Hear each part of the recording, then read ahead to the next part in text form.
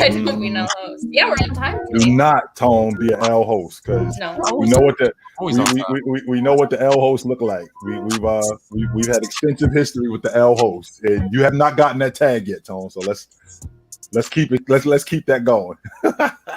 You guys, I have to tell you this crazy stat I saw before we get started. I think it was like the Lakers have won 2 of 5 games where the free throw disparity was within 5 or something like that.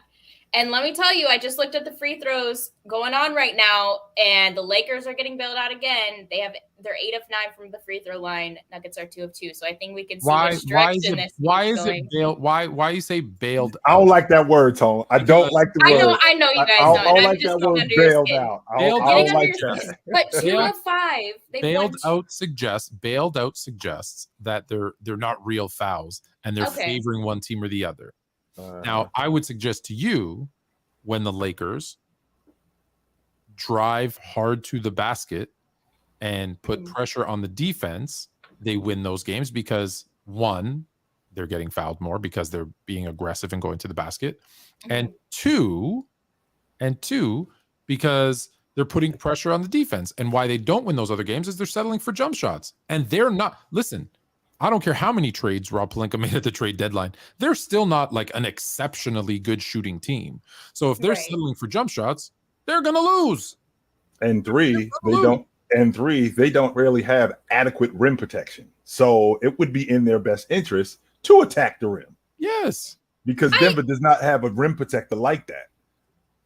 Okay, and I agree with you. I agree with both of you. I know that's how their game is played. Defensively, they're great, and that's kind of their point of attack, and it's the right thing to do. It's just that oftentimes I see, and Denver is no small team. Like they can get to the line just as much. It's just hold on for a second, H, because you know what it sounds like? It sounds like them grapes are still sour from that last series. That's what it sounds like, Tone. I don't know if I'm going crazy, but the grapes still sound sour. Is that what's going on, H? Is that what's going on? Because we can get to the bottom of that. If you want to talk about it, we can talk about it. I don't have the Teen Titans sound, but I believe it goes sour grapes, sour grapes, sour grapes. Grapes, they sound like they're still a little sour. So I'll be honest. Like obviously, that still hurts a little bit. But I've seen stats. Like obviously, there's been research done into this, and I'm just saying. And all season, you look at the Lakers. Obviously, they got the most fouls all season. So that's prior to this new team. And after, but you have to admit, I'll be okay if we can settle on this point. Okay. You have to admit, and it happens with many of the stars in the league, but LeBron gets a lot. He gets a little extra love. Let's just say that.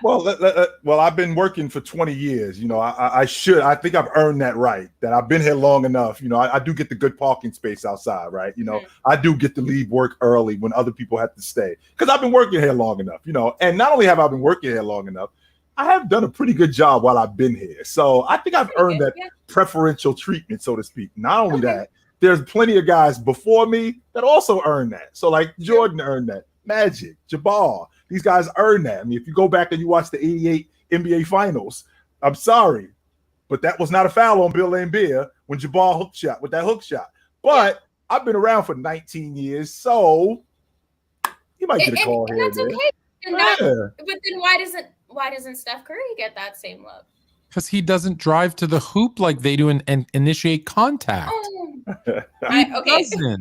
Do you want me to show you how many three-pointers he shoots versus probably like 30% of the time LeBron does, because that's what LeBron's bread and butter is finishing. Oh, now you're gonna make me pull it up. All right, so let's see. All right, hold on. No, you could talk on it. Just about a second to pull up and say, oh, do you want a specific year or for his career? Let's do last year, their championship season. Last season? Okay, last season. Yeah. So Steph Curry, 0 to 3 feet, 10% of his shots, and that's where you get fouled the most, right? The further you get away. So 0 to 3 feet is the most. 3 to 10 feet a little bit less. 10 to 16 less. How much is 3 to 10? 3 to 10 is 10%. So 20% of his like the probably the most you'd Yeah. Okay, well. Okay. Do you want to know LeBron's? Probably like 90. Yeah. You want to know well, LeBron? Probably less since he's taking threes all the time. So but 0 to 3 feet with Steph was was 10%. Mr. James. And you're just saying, do you want last year or this year? They're going to call that a flagrant. I'm just going by whatever you want. Yeah, last year's fine. We'll do the same here. But they're going to call that a flagrant. But that wasn't a flagrant. Was it on the Nuggets? Yeah, they're going to call that. No, on the Lakers. On the Lakers. Oh, good. 33%. They're going to call that a flagrant. 33%.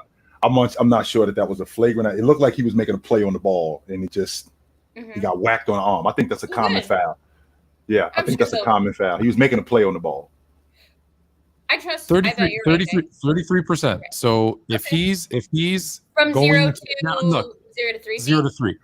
and then another 20%, like almost half of his shots are within 10 feet. They call the flagrant though. I get it. So if I'm taking 3 times more shots at the rim, where we know you get fouled 15% of the time versus 1% on threes, I should be going to the line a significantly more than you. And just out of curiosity, because I don't, again, I should have looked this up. I apologize. But James, let's just see. His free throw attempts, again, we're just using last year, right? His free throw attempts last year were 6. He hit the ball. 5.9. And this year? No, 5.9 this year. It's around the same. It was 6 last year, 5.9 this year. And your Mr. Curry last year was 4.7 and this year 5. So for a guy that shoots 3 times more shots 0 to 3 feet, he's only getting 1 more free throw a game than Steph. I don't think you can complain. Can you? Maybe you can. I can, but it's not hard for you to, though. It's not wrong crowd. Now, I want to take some of them sour grapes and put them in some wine. That's what I want to do. Let's squeeze. Yeah, let's squish them up. I just think if you were, I'm not saying regular season either, Fluent. You're looking at regular season stats. When you look, if you just take your bias out of it and you watch what happened. You think I'm biased for LeBron? The Lakers, absolutely. No, I'm talking about LeBron. Whatever it takes to win, and this isn't just on LeBron. I love LeBron. Okay, let's go playoffs. Sure, let's go playoffs. No, not all playoffs. This one in particular. This year? Yeah. Steph would average this year 4.5. 4.5 free throws this playoffs. 7 or more. LeBron this playoffs 5.7. But you told 1.2. And not only that, Tone, you told us how likely you are to get fouled shooting the long ball as opposed to. No. Hey, yeah, but he doesn't get those calls, so he should get a lot more. He should. Well, a lot of those shots, H, is him being wide open. So of course he's not going to get foul calls because I think Steph Curry averages something like 12 threes a game. Well, if he's averaging 12 threes a game, of the what, maybe 19 shots a game that he shoots, of those 12 threes, how many times is he getting fouled on those threes? Maybe once every other game. And to answer your next question, because you're going to ask how many they shoot within 0 to 10 feet, LeBron 27 from 0 to 3 and 22. So 49% of his shots are within 10 feet. Do you want to know Steph's? Over the playoffs? Yeah, just the playoffs, yeah. Well, the last 2 games would have totally messed up that, but I would have said it in the Kings series. It was probably... I mean, Steph finishes a lot more than people will give him credit for. But if it's this playoffs, I know those last 2 games where he took a ton of shots is going to mess up. But yeah, tell me. Really? So this year's playoffs, 8% from 0 to 3, 23% from 3 to 10, so a total of 31%. Yeah, so that makes sense. So LeBron shoots 49%. 49% within 10 feet, where you get fouled the most. Versus 31% and only gets 1 more free throw a game. I don't think there's a complaint there, at least between those 2 players. No. I mean, those are the worst 2 players to compare in general, and those 2 teams in general. But I mean, if you look at, I don't know what the Grizzlies stats were because they have a lot more guys that are going to be able to drive to the rim. Golden State pretty much only shoots threes and did in the last couple of series, which was one of their issues, I would say. Obviously, it's not the best thing to do, but I'm just saying, like, team totals, when you look at the free throws, a differential between the Grizzlies and then Golden State, obviously, and now I'm expecting the Denver series. I think we're going to see something. I don't know. It just seems like it's lopsided. But anyways, that's my rant. All right. Okay. It's a good rant. What do we have? What's on tap for today? Well, obviously, What's going on? Well, I was gonna say predictions for this game. We've gotten a little taste of it, obviously, and then give me a quick recap of game one and what's the outcome gonna be? Fluent, your Lakers. What can we expect? I expect the Lakers to win this game, as I expect them to win most games. But I think game one was interesting, right? Like every time it looked like the Nuggets were just going to blow them out, the Lakers would start, would bring it back and get close. And it was an exciting game down the stretch. Like I never thought Denver was going to lose though, even when, the Lakers would bring it within 3 and then they were down 6 and then they'd bring it back to win 3 and then they were down. I was just sitting there going, the Nuggets are winning this game. I think that the Lakers used all their effort just to get back into it, but I think they learned a lot of things. And so I fully expect them to win this game and go back to LA tied 1-1. That's a bad in game one, we learned something. I think that for those that doubted Jokic, he's pretty damn good. Yes, he is. Yeah, he is. Yes, he is. Time. Yes, he is. He's really good, Yeah. Tone. He's really good. Yeah. Well, one of the things that had to change in this game was that 3-guard lineup with Schroeder, Austin Reeves, and Russell. Okay, Yeah. if that's the plan, let's do that right now. Take that, trash that. We're not doing that no more because we're getting killed on the backboard if we do that. So that's got to get going. Number 2, our transition defense has to be much better. We were getting killed, and when I say we, if I'm on the Lakers squad, we're getting killed in transition defense. Nobody's back. The pickup point is nowhere. Bruce Brown is going from the free throw line to the rim, and nobody is touching him. So that's got to change. The most important thing that also has to change is we have to gang rebound, which is what's going on right now. We got a lot of gang rebounding going on. And because of that, now what you're doing is you limiting their chances where now you got one shot as opposed to 3 and 4 shots. Joker out there looking like Moses Malone in game 1, where he's missing, putting it back, missing, getting 3 and 4 rebounds in one set. So that has to change. And as of right now, that's changed. Anthony Davis has to be more involved offensively. I don't like him playing at the high post. I'd much rather him being at the mid post. Yep. On the wing. When I say in the mid post, I'm thinking right in between, not in the mid range. I'm thinking in the mid post. Okay. And then work from there, as opposed to him being on the elbow where Doc Rivers had Joel Embiid. No, I don't like that. And the reason why I don't like that is because the Lakers offense, they don't have a lot of action off the basketball. So when you got Anthony Davis at the wing, or if you got Anthony Davis at the elbow, that's easy to guard because guys are just standing around. Nobody's doing anything. So that has to change. Yeah. Yeah. And I want to go ahead, Floyd. I have a crazy idea. Okay. And I don't know if it'll work, and I don't know if it'll take up too much energy, and I don't know if it'll completely just disrupt his offensive game. But why do I feel like I just want, and I know what you're going to say, Jay, he's 38 years old, but why do I feel like I just want James to be like, you know what, guys, you guys take care of the rest. I'm not shutting down, but I'm locking up Jokic. I'm going to be on him like a wet shirt. And I'm just, everything he's going to do against me, I'm going to have his body is big enough. I would say that even at 38, he is bigger, meaning more muscular, stronger, faster than Jokic. Okay, Jokic obviously has a size advantage, but LeBron has enough jumping ability, is still long enough arms that I think he can really disrupt, like, that lazy dribble he does? Jokic, yeah. I don't think he can do that with LeBron James on him. Those passes where he just kind of does this and then like whoop, whoop, whoop. Yeah. I don't think he can do that if James is up on him. And I know that it might be crazy because, and I know you how strongly you believe in not doing this, but saving a guy for the offensive end. I'm just like, you know what? I think we have enough. Like, you're going to be a facilitator on offense anyways, right? Put the offense in AD's, Reeves, and others' hands, Hachimura. Like, let me just lock up Jokic, excuse me. I feel like I want to try it, even if it's just for a quarter. And I want to try it in a quarter, like the first quarter or the second quarter, because I want to see if it works. And then I'm going to go away from it because I'm going to save it for the second half of the fourth quarter. Right. Be like, oh, it really worked. All right. I think that's a look you can give them, Tone. I don't think that's something that's sustainable for the duration of the game, but I do think that's kind of like what they did with Rui early. I mean, when they did what they did with Rui in the second half, we could throw James on Joker for stretches. Yeah, but I'm not saying whole game, but I'm like, try it out early because it might flop. It might completely flop, disrupt the offense. I don't know. Right. But I mean, if it works, I'm going to go away from it. And people will be like, why are you going away from it? It works so well. Yeah, because I'm going to throw it at him when it matters. Yeah, right? I'm going to throw it at him in spurts, you know, to start the third quarter, to end the fourth quarter. Yep. And you know, when they don't know when it's coming, again, if it works as well as I think it could work, because let's be honest, if you can disrupt Jokic, you throw off this whole offense. Right, yeah.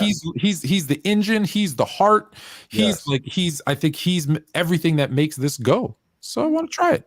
Yeah, no, Fluent. I think in the mind, like that sounds like it could be a really good plan. No, I really do, and I've heard a lot of people say like coming in theory. In theory, and I agree with you. If it's like short stints, when especially with Jokic, because we saw this last season. Obviously, he was carrying a lot more of a load than he is this season. With he has his health back, but Jokic will get gassed throughout this series. We're going to see it, especially as we near Game 6, maybe Game 7.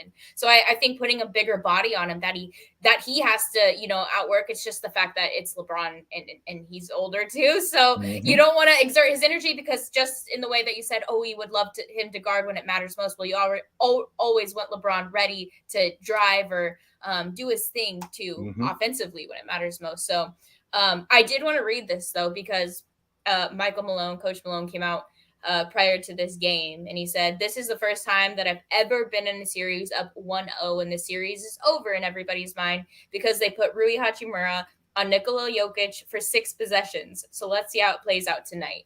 Basically, like, you're doubting us, because everybody in the media was like, Rui is the answer. Rui is, they unlocked something with this, and it was 6 possessions. And I agree with Michael Malone. I understand where he's coming from. But, Jay, do you think that, I guess, not just to answer this, but if you were Darvin Ham and you saw that work, but you already know that you kind of, like, let that out of the cat out of the bag, if you will, like, how do you respond to that? And is there kind of a secret answer that they can use against Jokic at this point? Well, 2 things, H. Number one, and when Tone and I were growing up, we call what Mike Malone is doing, we call that rabbit ears. Like, he's too busy reading. He's reading the newspaper. Yeah.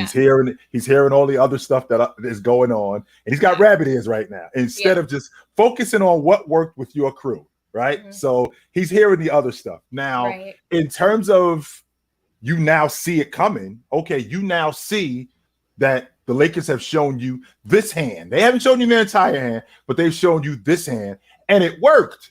Because the one thing I found out about Joker is when you put Joker in spots where you got a smaller, more athletic guy on him, you can give him trouble. Now, are you going to stop Joker? Are you going to slow Joker? There's a difference between stopping Joker and slowing Joker down. When he's dealing with Anthony Davis, who's a bigger body, as opposed to Rui in stretches at 6'9", standing in front of him, hands busy, feet moving, giving him being somewhat of a pest. Now, he wasn't prepared for that. Now, the fact that they're more prepared for that, will that work for them? Well, it actually hasn't, because like Tone just said, they put James on him for a stretch. That did happen. They did put James on him for a minute, and that disrupted things. Joker had some turnovers early. And one of the things that I also saw that was the most important thing in this game in particular to start, which is their off-ball defense has been better. Even though Anthony Davis gave up a wide-open layup to Joker, because we kind of got some miscommunication with switches instead of just staying with your guy. That's the reason why, as a big guy, you open up and let guys get through screens. There's no reason to continue to switch, especially when you're 24 feet away from the basket. But with that being said, I think that their off-ball defense in this game in particular has been better. I think it was terrible the last game. Tone just mentioned how important Joker is to this offense. He's everything for them. He's their distributor. He's their scorer. He's their playmaker. They run their entire offense through him. As good as Jamal Murray is, that offense goes through Joker. So if you could slow down the rest of these guys, you slow that offense down and make Joker score a lot of points. Okay. So real quick before we move to the Eastern Conference Finals, predictions for tonight. Fluent, you have Lakers. Yeah, I said I got the Lakers. Okay, Jay. I like what I'm seeing so far, H Boogie, from the Lakers. I do. Okay. If they could keep this up, I think they're going back. I think they get the split they're looking for. And I just want to say, like, in the Lakers' favor, obviously I'm riding with Denver in this one, but I do want to say what really impressed me in game one is the fact that they, like you said, Fluent, like, there was never a point where you thought Denver was going to lose, but at the same time, I love the fact that they kept playing everybody and they were in for the grind, right? Like, they didn't take out LeBron and AD and just said, hang the hat and say, well, we'll try next game. No, like, they showed we're here for real. Like, we're gonna play until we can. We're gonna use all this time to try and gain as much information and as much knowledge as we can about you guys and how everybody fits. And so I love seeing that for sure. Over to the Eastern Conference. Okay.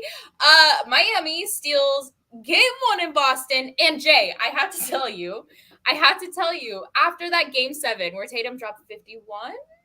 Right. One more point than Steph Curry, the most points in a game 7 in the playoffs.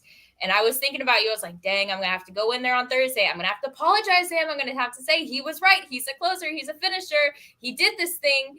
And then last night happened. And, well, we're not back to where we were because they're still in, right? They could have lost, and it would be a lot worse for him and that team. But it wasn't great. You can't allow Miami to get game 1. Miami, 7 undrafted players. What are we doing here? And so, thoughts on last night, and can they turn it around? She wants your thoughts on to Tatum. I actually said this. I said this earlier to Dub that initially I was a Miami Heat hater. Like, what are you dudes doing here? Why are you here? That's how I'm looking at this crew. But the more I watch them, the more I'm getting behind these dudes. Like, wait a minute. It's kind of like the analogy that I gave earlier. It was like Rocky. When Rocky first got in the ring, you saw Rocky like, what are you doing in here? Why are you in this ring? But then you get to the 7th, you get to the 8th round, and he's still standing. And you're thinking, yo, you can drop this guy. Come on, man. You're cheering for him. Yeah. That's exactly what's going on, Toad. I'm watching the Heat, and I'm watching Jimmy Butler as not just the leader that he is, right? I'm watching Jimmy Butler with the confidence that he exudes. That goes through the rest of the crew. I said this earlier, Tone. Jimmy Butler's attitude is, I don't have enough heart for you. I don't have enough heart for you. I got enough heart for every last one of you. All I need you guys to do is roll with me. Yep. Nobody's going to push us around. Nobody's going to punk us. You play your game, and we are going to get this done. And that's what's going on. You see Kyle Lowry. You see Strus. You see Duncan Robinson. When you're playing with a guy like Jimmy Butler, well, Tone, what happens? It's kind of like playing with Jordan. It's kind of like playing with Tim Duncan. You kind of walk a little bit taller. You stick your chest out a little bit more because I got this guy with me. And if you got this guy with you, you see things a little bit differently. They gave up 60 points from Max Strus, Kyle Lowry, Caleb Martin, and I'm missing one guy. But 4 guys had 15 points. 4 of those guys. And I'm thinking to myself, as good a defensive team as the Boston Celtics are, Kyle Lowry going for 13 and a quarter is unacceptable. Max Strus going for 13 and a quarter, that is unacceptable. The fact that Kyle Lowry is coming down cracking threes. This is the same Kyle Lowry who had at one point in his career, he had the worst shooting performance, the worst shooting percentage for a guard in NBA history. He actually is turning the clock back, which, by the way, I am going to pose the question to my man Tony Tone over here, because we talk a lot about if the Miami Heat win the NBA championship, what does this mean for Jimmy Butler? Hey, Tone, do you know that if the Miami Heat win the NBA championship, that's 2 rings for Kyle Lowry? How we talking? I just want to go back first and tell you. Look at this. Oh, my God. Unbelievable. Butler had 35. Bam had 20. And then Vincent, Strus, Martin, and Lowry all had 15. Those are the 4. That's Shaq to the fool. That's Shaq to the fool. Shaq to the fool. That is Shaq to the fool right there. 100%. I'm sorry, Toe. No. It's listen. This is my issue. This is my issue with Tatum, and it's always been my issue with Tatum. You'll get that game 7 and be like, "Damn," and then hey, and look, if it is where it's game 1 where he's to turnover, and game 7 is where he goes for 50 and win, that's people are going to live with that. No, you're never going to hear a complaint. Yeah. My issue is if it ever switches and it's, hey, he goes for 50 in game 1 and he's to turnover down the stretch in game 7 and loses the game, then we're having a different conversation. But we're not, because that's not what he did. But I gotta say, and I don't think this is crazy, I think Jason Tatum is a better basketball player than Jimmy Butler. I think Jimmy Butler is playing better basketball than Jason Tatum. And those two things are not the same thing. Things are not the same. Right? When I say right now Jimmy Butler is better than Jason Tatum, I get called crazy. And I'm like, hold on, back up. Right now he is playing better basketball. Like he went for 35, I don't know, 7, 5, and 6 steals. Like he was everywhere that they needed him to be. And you know why I love them, this Miami team, you mentioned it, 7 undrafted players. No, like when you say superstar, Jimmy Butler's not the first name that comes out of your mouth. No. People will argue he's during the regular season, he's not a superstar. So you can win with a collection of pieces and one. I've always said this. You don't need a superstar by definition. You need a superstar by game. And what I mean by that is when you're down to the last couple of minutes, who do I trust to make that offensive play? Whether it's a pass or a shot or whatever, who do I trust to make a defensive play? Well, I trust Jimmy Butler to get a steal and drive it in and kick it out for a 3. Yeah. I trust him to do that. You know, that's my issue with, you know, you mentioned Kyle Lowry and the Raptors. That's my issue with their guy, Siakam. I don't trust him in the last 2 minutes of a game. Right? That's the issue with probably 20 of the teams in the NBA is people are going to say, well, who's that person? And 20 of the teams don't have that person. 10 do. Hello. Hello, dear. You got to take a pause for Mini Magic to ask her, who do you got tonight? The Lakers or the Denver Nuggets? I just saw the LeBron trying to be Kobe, so. So you got the Lakers? No, he missed. Oh, he missed. He's trying to be Kobe. That's it. You get one shot. Yeah. Who's one shot? Who's winning though? I don't know. Got to pick one. Nuggets. Denver. Okay, give me 5 and Yeah. go to bed. Oh my goodness, Denver. I'm heartbroken. I am heartbroken. I like her. Yeah. Where was I? Oh yeah, Jimmy.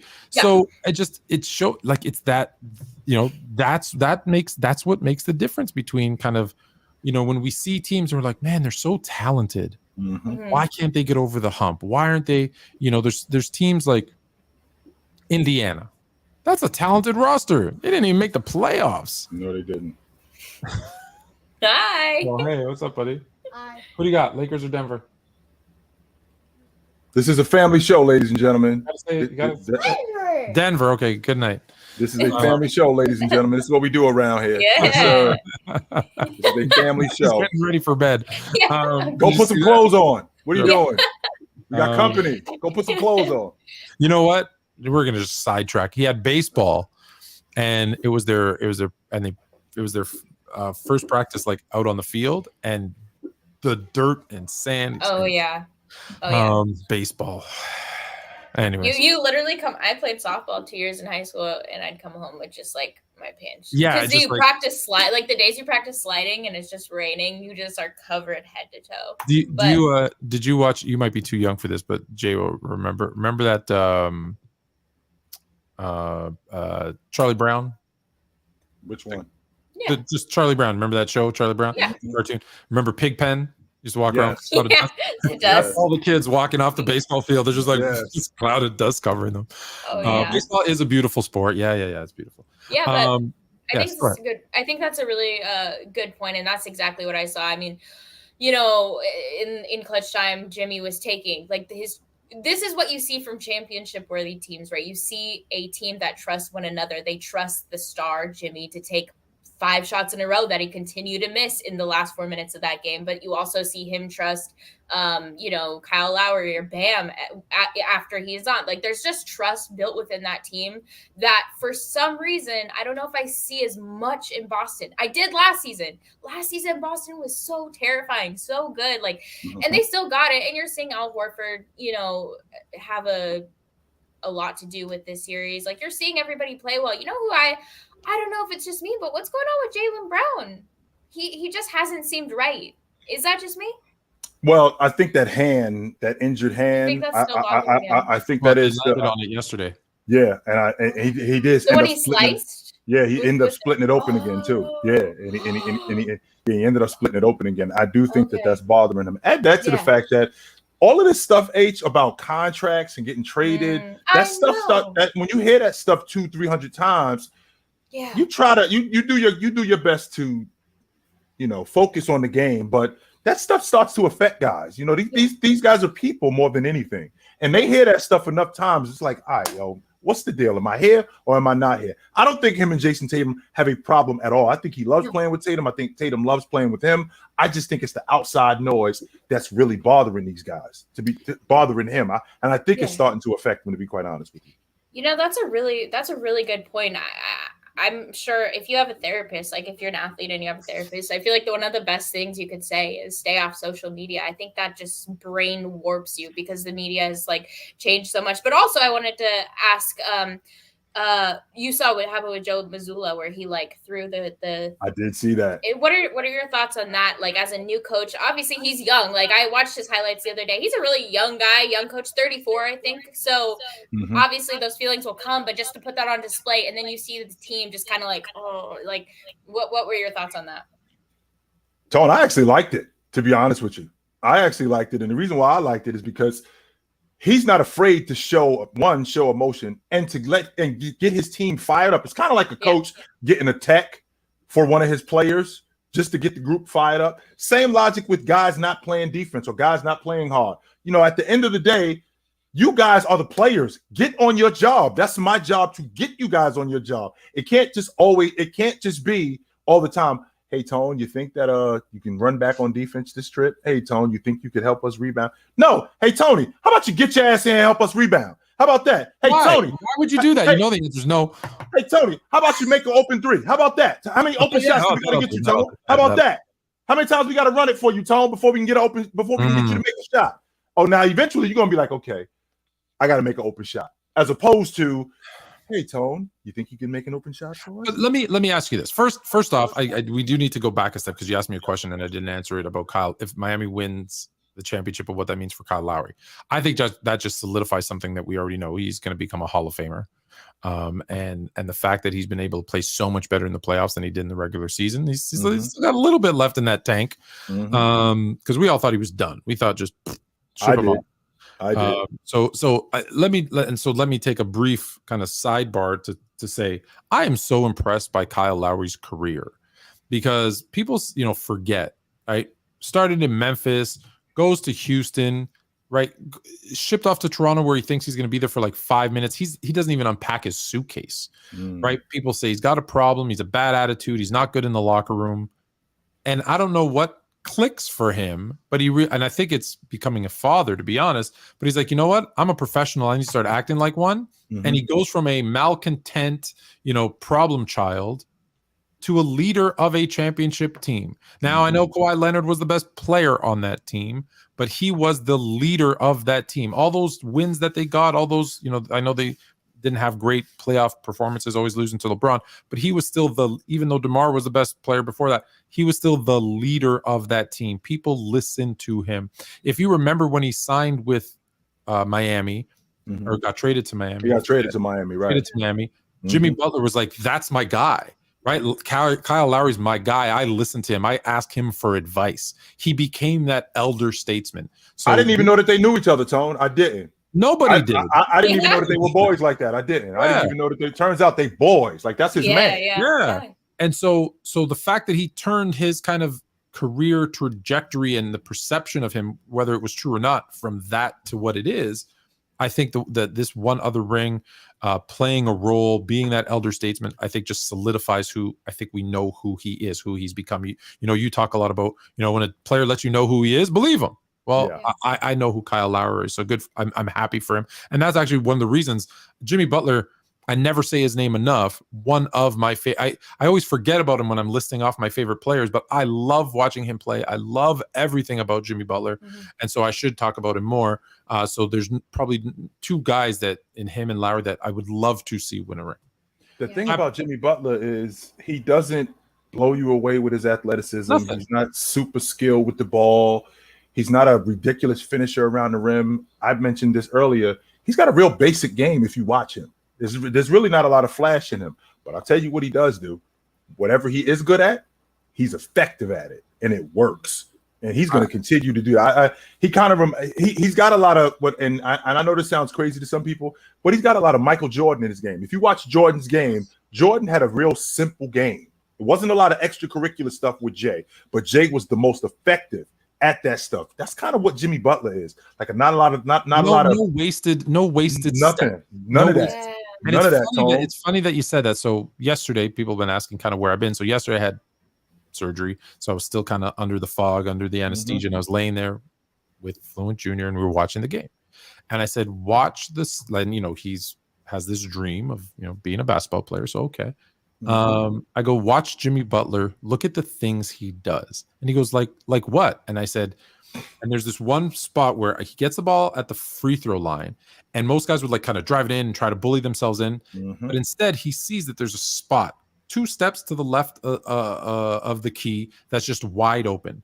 So he does a little fake to the right, gets the defender moving to the right, takes one dribble to the left, and just all in rhythm, pulls up, hits a little mid-range jumper, just like you wouldn't practice. He was that open because he saw the open spot and made a move just quickly and boom, and rhythm shot it.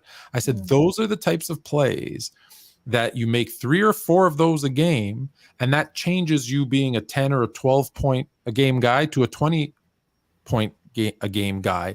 It's those little in rhythm, kind of not trying to do too much. Don't waste a bunch of steps. Don't dribble it 1,000 times and just slide over. Boom. And I said, those are the things that Jimmy Butler does. Yes. And all great scorers do that. Like you can watch all of them, but that's what I love. Like I said, that's what I love about his game. And so the question you asked was about Boston's coach. So, and I'm going to pose a question, unfortunately, versus answering it. Do you think he's done a good, strategic job of coaching this Boston Celtics team? Strategically, no, to be honest with you, because they live by the 3 and they die by the 3. And that is a recipe for disaster, to be quite honest with you, Tony. And I thought that's how you would answer, because that's how I feel. So here's my problem. If you're not doing a good job coaching, it makes it tougher as a player to kind of buy into that slamming the clipboard down and whatever. That anger almost seems, dude, are you mad at yourself because you're not, you know what I mean? Yes. When Tom Brady, not to go to football, when Tom Brady slams down the iPad, the reason most people don't give him any grief about it, it's like, well, yeah, we know who Tom Brady is. Yeah, right. That's how he works. Right. Yeah. We get it. He knows what he's doing. He's angry. Let's step up. Yeah. When a guy is not viewed as someone who, it's some people will be like, yeah, get fired up and be like, yeah, coach. There's going to be some others that are like corny, trying to think fires. Dude, call up a play, drop something that gets us in better position. So that's my only. I get it. You got to show emotion. What he did, I get all that stuff, but that's what makes me worried about him, because he hasn't been.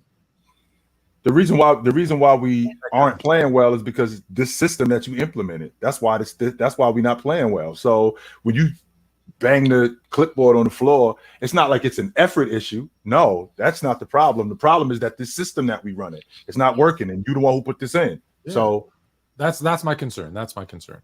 And that his frustration, I think, can carry out in a poor way when it comes to them as well. But okay, so I don't want to get too deep into this, but I just wanted to know your opinion.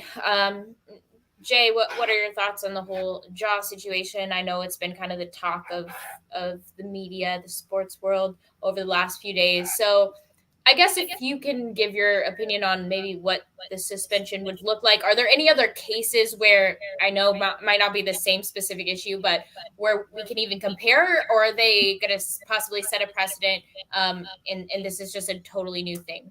I have a friend of mine, and he's not around anymore, but he ended up getting himself involved with a girl who calls him over. She calls him over, and she's getting into it with her ex-boyfriend. And in the process of her getting into it with her ex-boyfriend, she calls my friend over. He comes over. He gets into a fight with the guy. The guy ends up stabbing him and killing him. And that's a situation that started with something simple, with her calling him over. Well, the same logic goes with Ja's mother. She calls him when anything like this happens. She's in the mall and she's calling him to say that, yo, I got into it with a guy at Foot Locker. Well, that's what the mall security is for. That's what the people that are around you are for. That's not why you call your son, because he's not the muscle. That's not who he's there for, because something bad could happen. In fact, something bad did happen. It could have been way worse than that. What I mean when I say that Ja Morant is around the wrong people, I mean that the people who influence you, the people who are around you the most, are the people who influence you the most. And when you are around these people that are telling you how awesome you are, they're telling you that you could do whatever you want. When you hear that 200-300 times, you start to really believe it. As opposed to there's somebody around Ja that's telling him, my man, this ain't really that cool. We shouldn't be doing this. But he can't hear that because there's another 50 other people telling him that he's awesome and that he's great. Now, he's in the process of ruining something that's really good, which is his job, which creates generational wealth. He could be looking at probably a 25-game suspension here. He could possibly be looking at a 25-game suspension. And I saw something earlier that Tone alluded to where JJ Redick really got upset about him not breaking any laws. Well, just so you guys know, over 80% of the league is comprised of guys that look like me. And more than half of those guys come from the neighborhood where that kind of stuff, we're trying to escape from that. In the NBA, the idea is to not exhibit that kind of behavior. We don't want to have that kind of behavior representing the league. This is the reason why I play basketball. So I don't have to do that anymore. So I don't have to be around that anymore. But instead, he wants to go back to that. And it just looks bad as a bad image on the league, especially considering he's one of the faces. They want to have him as one of the faces of the league. So one of the things that has to happen is he's got to reevaluate who he's hanging around more than anything. I think that this punishment that he gets, it's deserved, because I think that Adam Silver and Joe Dumars are going to come down on him, as they should, to send a message that you're screwing this up. And they should do that 100%. So let me address the first thing you said. Like, I didn't actually know that part where, his mom's calling him down and saying, hey, I got this issue, you need to come deal with it. As a parent, your job is to protect your children from those types of situations, not pull them into it. You're supposed to be the adult. So that's very upsetting to hear. Right. But let me go back to, one of you mute? I think I'm getting an echo. Mic check. You did? Okay. Adjust there. Okay. So here's the other thing. So in terms of the gun in this video, and if that's really the thing we're talking about right now. Mm-hmm.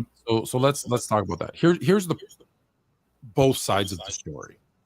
So earlier in the season, when he did that and we saw him with the gun and the league suspended him, there was not a law, but a rule that was broken, because in the NBA's player conduct policy, you are not allowed under any circumstances to be carrying a firearm while you're traveling, doing anything NBA related.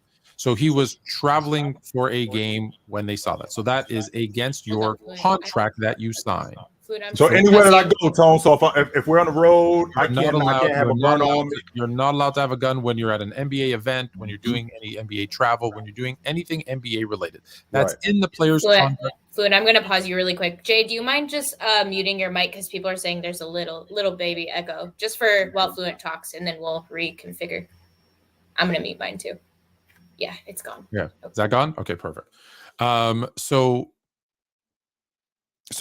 that was where he broke the players. I forget what it was. It's like section 6, paragraph 3, whatever it is. You can look it up. So he broke a player conduct. That was a violation. Just like any job says, hey, you have to do this or you have to do that. And if you don't do that, you can be suspended or terminated of your role. The NBA is just like any other job. You've signed that contract to do that. Here's the issue with this latest incident. I came out and I said, well, it's pretty stupid of him, And people are like, well, it's legal to carry a firearm in Tennessee. There's no laws. You can literally just, you don't need a permit, nothing. You can just, but here's the problem that most people don't know is that yes, there's an open carry law, which means you can have it openly visible, right? In a holster or a sling. The second it is in your hand, it is considered brandishing. It's a different thing than carrying. So the second it goes from here to here, it is something different. And that is technically illegal. Now, he hasn't been charged because it's half a second. And you don't know. And the thing he said, well, it's not my gun. So my issue isn't even with that. I don't even care whether it's legal or not illegal, whatever. The fact that I don't care about that. Here's what I care about more than anything. You broke the league policy. And when you did that, now they say JJ Redick said, well, they didn't have a conversation. They didn't tell him not to ever do that again. So, okay. But I know that he came out, whether it was his agent, his PR person, I don't care who it was. He came out and said, hey, you know what? I went to therapy. And I told you one therapy session was a joke, but whatever. I went to therapy. I'm going to do better. That's not who I am. I'm not going to do that again. Well, you lied to me. You lied to me because the second you went back on IG Live, you did it again. And so my biggest thing is, well, I can't trust you. You said you wouldn't do it and you're doing it. I'm also, and I know you're not wrong, Jay, when you say the people he hangs around with, but you know what? At some point, look in the damn mirror. It's you. Just because my friend said, here, shoot this person, and I'm taking it to the extreme, I still have to be the one that makes that decision to do it or not. And he's making that decision. His friends, I think, tried to help him because you saw the second he saw you had the gun, he went, whoop, and the camera went down, right? Like right away. So maybe it's not his friends. So I would say, like, they just took his shoe off the Nike website. Like, dude, you're throwing, and hey, if you don't want to play basketball, cool. That's fine. You want to go be that other guy that you're pretending to be, go do it. I don't care. It's your life. You're an adult. You're 23 years old. I will not listen to he's young. No, you're 23 years old. You've got millions of dollars. You make your decisions. But you can't have both. Whether you like it or not, you can't have both. You're either going to be an NBA professional and act like one, or you're not. No problem. I don't care which one you do it. Just go do it. And I'm more upset because I've told you this how many times? He's one of maybe 2 or 3 guys in the league. First of all, one of top 3 of my favorite players in the league, and one of only 2 or 3 guys, I've said this to you many times, that I will pay to go watch. And that, I think, is what upsets me more than anything, is that I like him. He could have been, again, maybe he doesn't want to be, could have been the face of the NBA. When you see those 3 or 4 people that they put in all the ads, his trajectory was to be one of those guys, and he's blowing it because he wants to look cool, because he's listening. And I'm going to sound super old, but and I'm stealing this from Uncle Sharp, from Unk, when he said, "You're listening to the guys in the rapping about it. They're not doing it either. They're faking it. They're faking it too." Arnold Schwarzenegger is not really the Terminator in real life, just so you guys know. No, he is not. He is not the Terminator in real life. That's not who he is. No, that's not really what's going on. Bruce Willis is not Lieutenant McClane in real life. He's not fighting terrorists. No, that's not really what he's doing. So, and I gotta tell you, I gotta pick on JJ Redick a little bit too. Going out and defending him isn't helping. No, it's not helping. Player mindset, like him saying, "Hey, it's cool." Yeah. No, we'll just tell him, "Oh, well, if he doesn't have an issue with it, so I'm going to go do it." No, like in what world does it make sense for a millionaire athlete? Heck, you got Gilbert Arenas telling him you probably have a drug or an alcohol problem. That's the only thing that can explain it to me. He's telling him that. Yeah. In what world does a millionaire 23-year-old athlete waving a gun around, when does that end up as a good thing? Right. That give me one example where it ended up as a good thing. There's none, Tone. Not only is there none, the fact that he would say, quote, "We have other industries where kids are flashing guns in Texas and stuff like that." well, wait a minute. What if I don't want my business to look like that? Why just because somebody else's business looks like that? Why do I want my business to look like that? I don't want that to be the face of my business. I'm selling something completely different, right? So when you got guys like John Morant in the NBA, you got guys like Derrick Rose in the NBA, you got guys like Allen Iverson in the NBA. What they do is guys from my neighborhood, that gives us hope that there's something else out there for me that, maybe I can do something like that. But and the reason why I'm saying that, Tone, is because when you flashing guns, I'm trying to escape that. I don't want to live in that anymore. That's why I'm a fan of Allen Iverson. That's why I'm a fan of Jordan. That's why I'm a fan of Kobe Bryant and guys like that, because I want to do that. I don't want to live like this anymore. That drove me nuts. When he started bringing up other people with guns, I'm like, dude, that doesn't, because someone else is doing it doesn't make it right. That just means there's another idiot doing something wrong. That's all that means. Right. So I think it was really irresponsible of JJ Redick to do that and to give him a reason to kind of say, okay. Yeah. That's what I think bothered me, because again,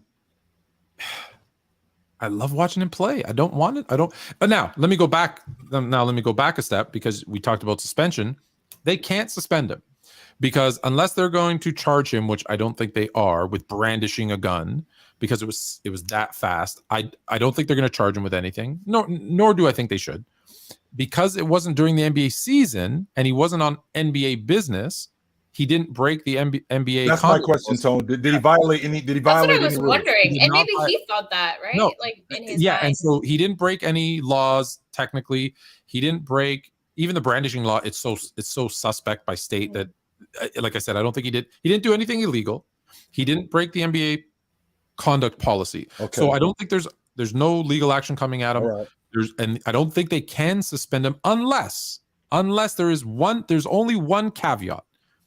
If we don't know about this, if when he got caught the last time, and this happens behind closed doors, I know of 2 other instances where it happened, but if they had said to him, hey, we could suspend you for X amount of days because you broke the NBA conduct policy, right, but we're going to let you come back with this one caveat. You agree that you will never be, whatever, to do that again, or at least for a year, you're on probation, no more guns. And he signed that and agreed to that, because verbally means nothing.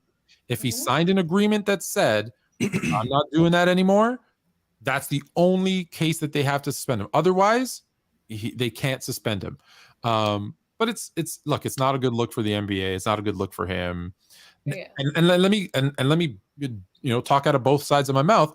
He as a 23-year-old millionaire, you listen, you get people have gotten robbed, they've gotten whatever. So yes, I understand needing security, or hey, even owning a gun.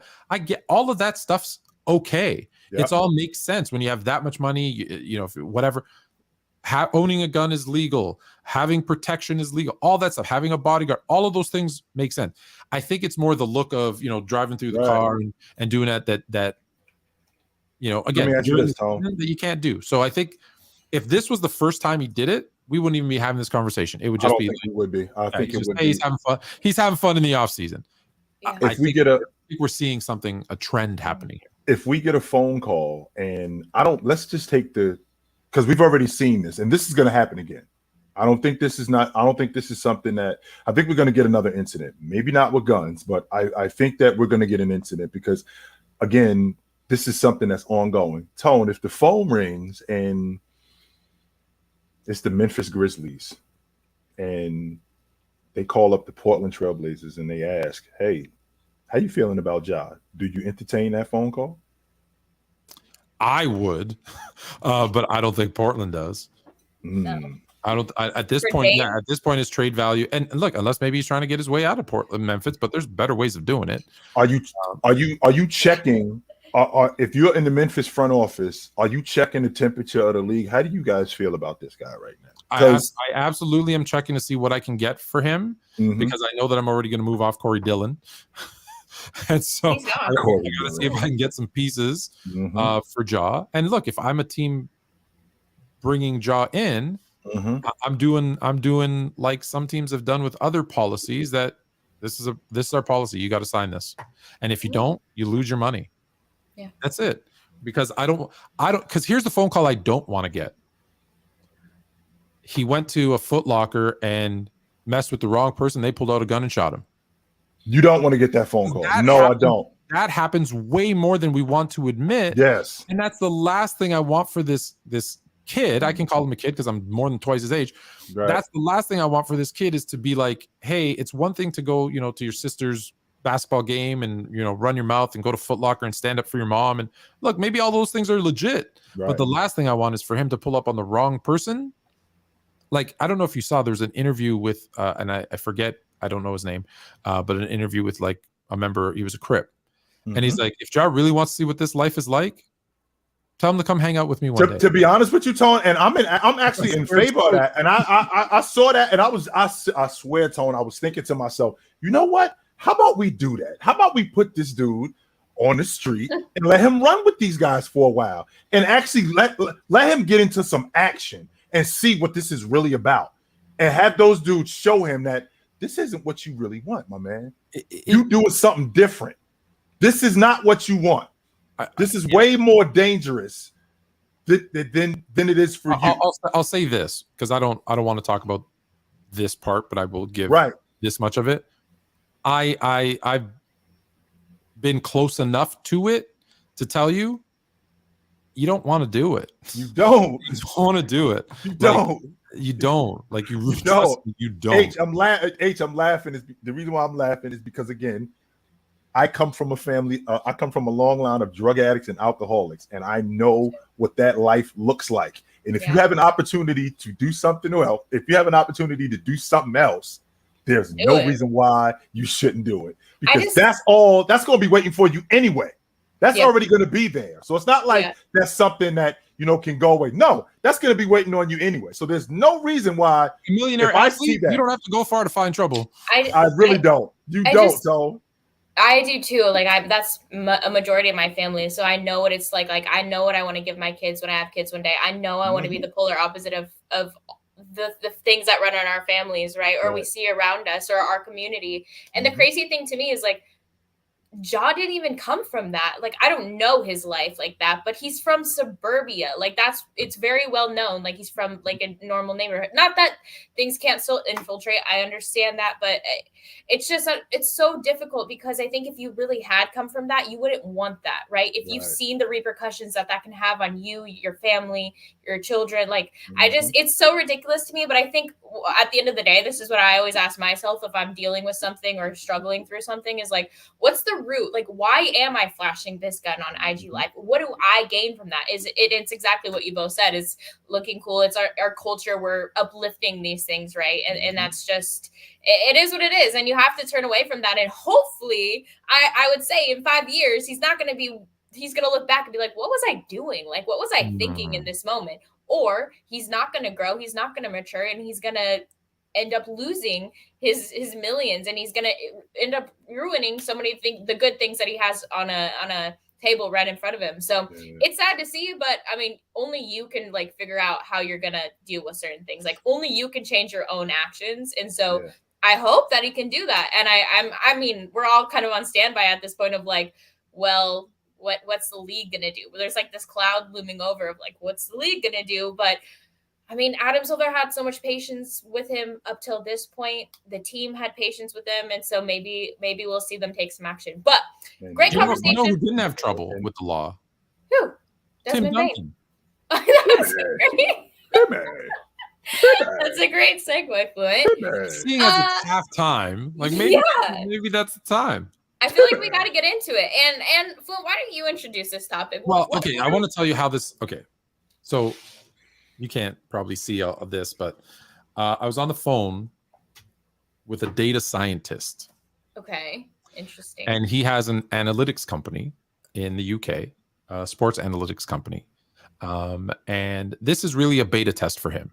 So I'm not going to I can't tell you the name of the company, but because they're releasing something. But he's like, I wanted to get your guys. He reached out to me and said, I want you guys, your show, to kind of get your opinion on this take and, put it out to your audience and see what they say and see what you guys say. And then when they're ready to publish, they want to come on and kind of give us all the data.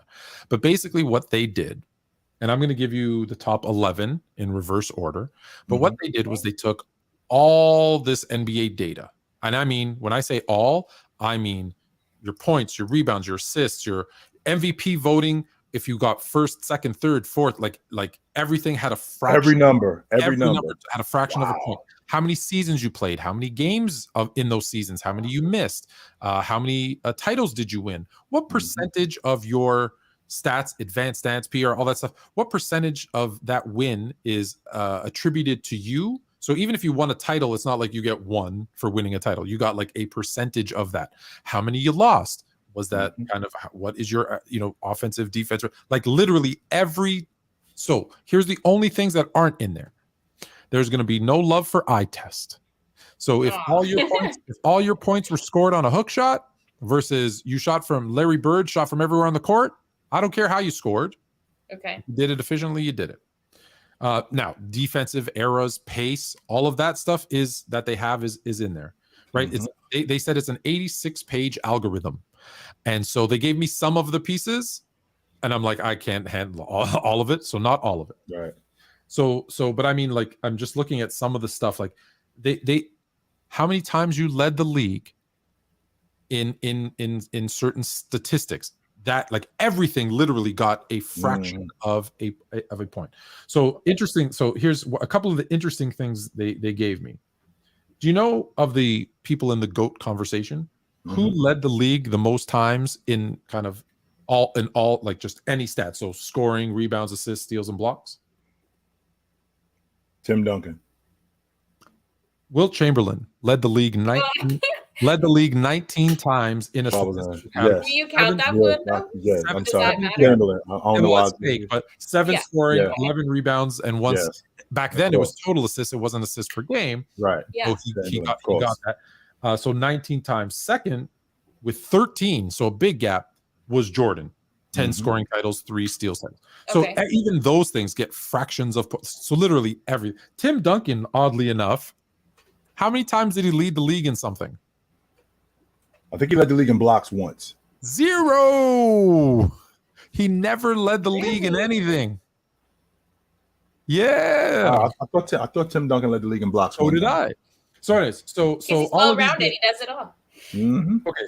So do you more of the data, or do you want to dive into their list? Let's dive into the list. Yeah. Let's dive into it.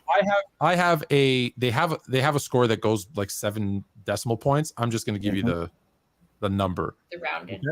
So version. coming in at number 11. And the reason there's 11 is there was a virtual tie. So there's 2 players that were like point, like when they get into decimal, 3, 7, 4, 4, 4, 5, 5. There were 5 decimal places tied before there was a change. So they have one over the other, but they gave me 11. Okay. At number 11, with a score of 50 point, blah, blah, blah, blah, blah, Shaquille O'Neal. The Diesel. Coming in at number 11. Okay. Now, this is how you know that, just for anyone who's tuning in right now, not my list. No. And you will know very early that it's not my list. Coming in at number 10. With a score of 51 point, blah, blah, blah, blah. It's actually 0.473 different than Shaq's, but coming in at number 10, Larry Bird. Sorry.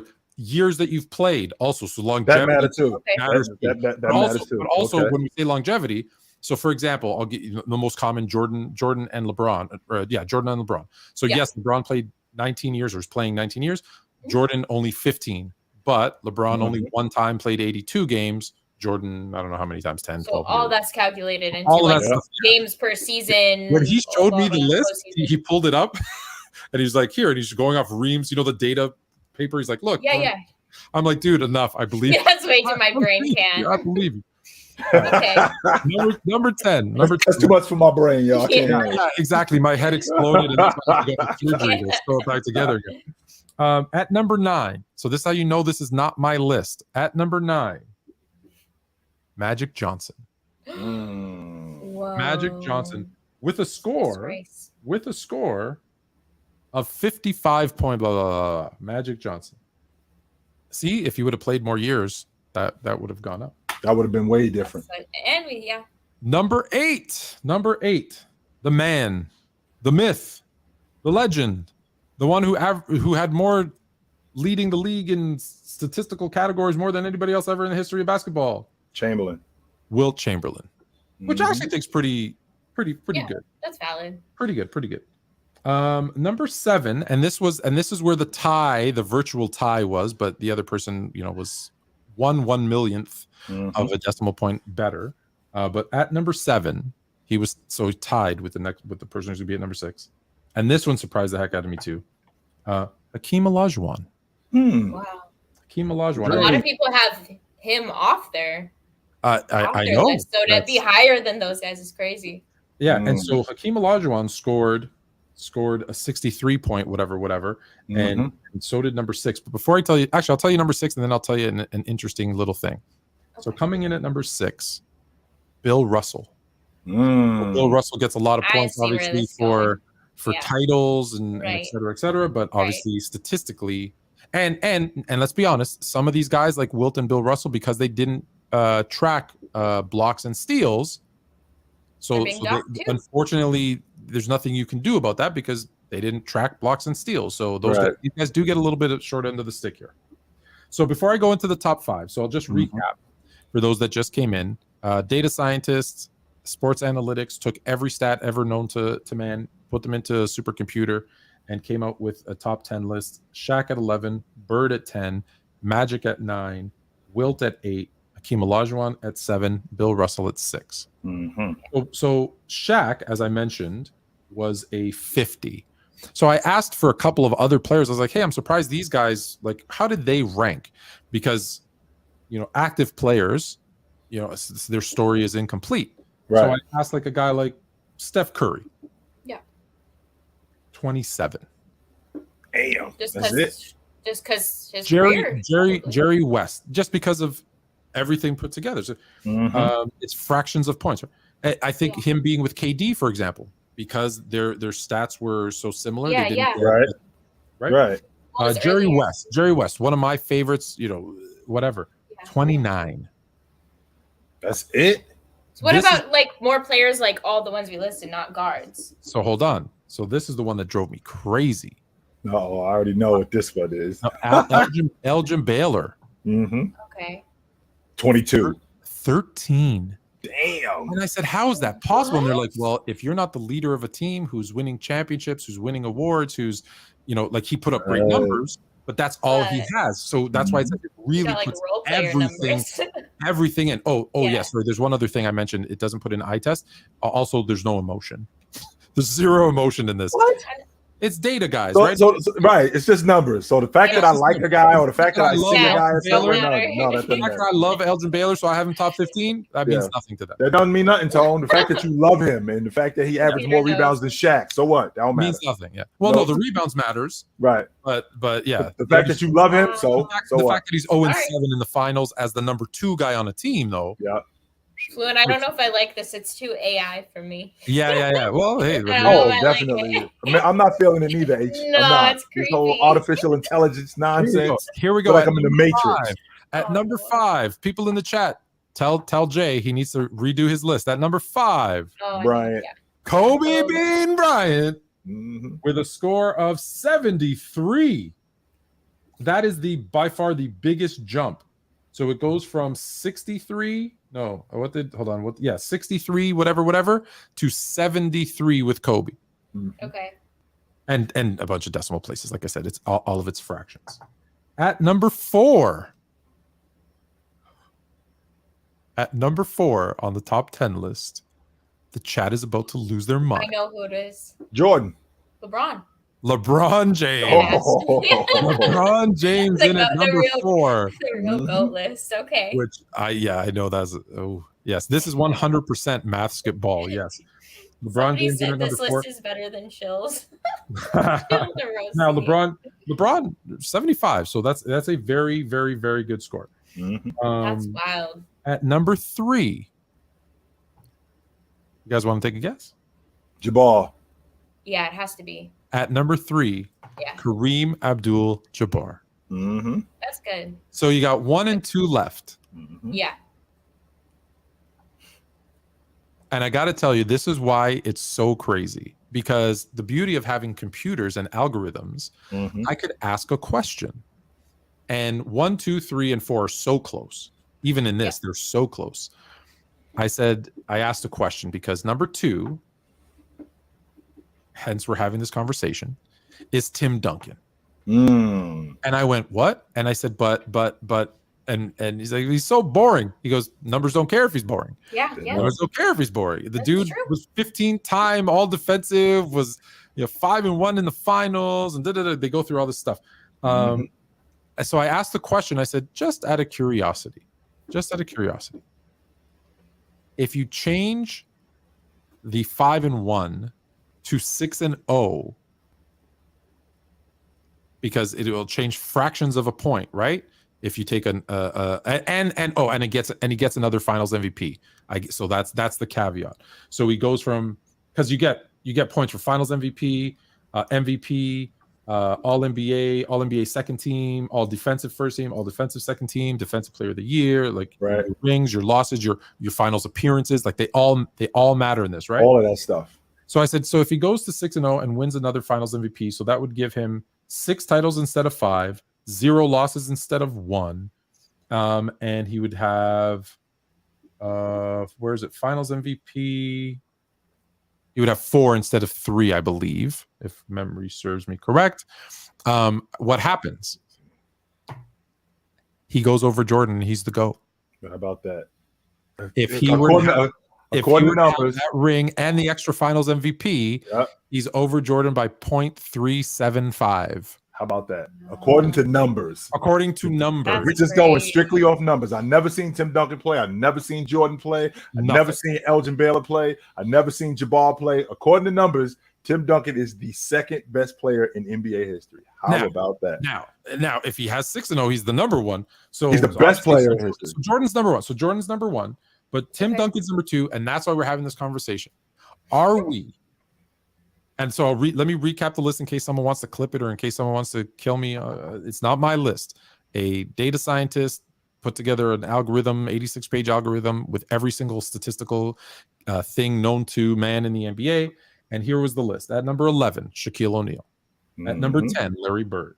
At number 9, Magic Johnson. At number 8, Wilt Chamberlain. Number 7, Hakeem Olajuwon. Number 6, Bill Russell. Number 5, Kobe Bryant. Number 4, LeBron James. Number 3, Kareem Abdul-Jabbar. Number 2, Tim Duncan. And number 1, Michael Jordan. So here's my question. Okay. So if we take the boring San Antonio, blah, blah, blah, all out of it, are we underrating Tim Duncan? Because on my list, I want to say I have Duncan like, I'm going to pull up my list because I don't remember. I think I have him number 7. I got him at 8. You got him at 8? I got to pull up my list because I got him. Yeah, I got him at 7. You got him at 8. I had him at 8. Are we putting too much into the eye test and the boring nature of Tim Duncan? Yes, 100%. 100%, I believe that. That's a human. That's like the human side of the game. You can't numbers. That's why AI is so freaky. Like the whole point of like the game is like you can see things. I guess not though, because at the base of the game, it's you want to win and you want to be the best version of yourself. So all that stuff doesn't matter. So yeah, I guess that's true. Fluent. I guess. Here, let me run it down. So Tim Duncan won 5 NBA championships. He was the MVP twice, Finals MVP 3 times, All NBA 10 times, All NBA second team 3 times, All NBA first team. You mean 10 times? All NBA first team 10 times, yeah. Okay. All NBA second team 3 times, All NBA defensive first team 8 times, All defensive NBA second team 7 times. Number 1 in NBA history, by the way. Number 1 in NBA history with 5 all defensive selections. So he can score, he can rebound, he can defend, he plays both sides of the ball, and he wins. Why don't we love Tim Duncan? Exactly what you just said a little while ago, Tone. because I'm watching this guy and I'm falling asleep and I can't really handle it because it's just jump hooks all day long. And then I wake up the next day and I open up the newspaper and it says 26, 17, and 4 blocks. And I'm like, Goofy, wake up. You're missing the show. This guy is awesome. What are you watching? But weren't you the guy who said, I don't care if all you do is sky hook. If no one can stop it, keep doing it. Keep doing it. But I'm watching Timmy and it's just so bland and it just really doesn't really make much sense to me. But then I actually get a hold of myself and I go, yo, you need to start paying attention to this dude because he's awesome. And then I start watching the beauty of his game. His ability, right? The big fundamental. Yes, I start watching the beauty of his game and I'm like, wait a minute, yo, this guy is awesome. What am I watching here? This guy is fantastic. He's just like what you said with Jabbar. If this jump hook is working, I'm going to stick this in your eye all night long. If we're working in transition and this bank shot from 12 feet is working, I'm going to knock this down all night long. He cleans glass. I think Tim Duncan had a 9-year stretch where in those 9 years, I think he finished in the top 5. 5 of those 9, I think he finished in the top 10 of those 9 years. I think he finished in the top 10 in Defensive Player of the Year. Let's see, I think he finished 5 times, top 5. And I think 4 of those years he finished top 3. So he was an elite defender.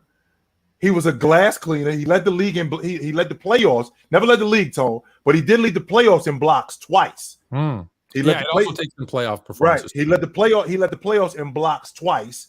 We're talking about an elite defender, right? And not only are we talking about an elite defender, we're also talking about a guy who was able to change his game. So if you need buckets, I can do that. He averaged 25 a game and won the league MVP. He went 25 and 12. But I can also change my game to fit other people, where if you just need me to clean glass and defend and knock down shots when you need me, I can do that, which would explain why he had a 7-year stretch where he averaged like 17 or 18 a game. So Tim Duncan was very much somewhat of a chameleon, where I can do just about any and everything, and you can build a unit around him. Tim Duncan was fantastic. His first 13 years in the league,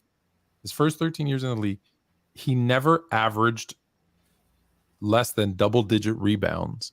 He went for 21 and 12 for his first 13 seasons. Like he came into the league as a rookie. He came into the league averaging 21 and 12.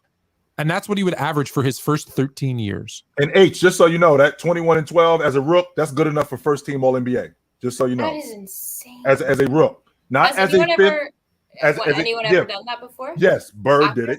Yeah, Bird did it. But the list is very short. Mm-hmm, yeah. Yes, it's very short. So that's good enough for first team All NBA. And by the way, we're talking about a time in 1997 where the power forward position is a nightmare. So we're talking about KG and Barkley, Malone, and Rasheed Wallace, and Tim Duncan, Chris Webber. This is what the power forward list looks like. Dirk Nowitzki had just shown up. So Tim Duncan is making first team All NBA. That tells you how awesome he really was.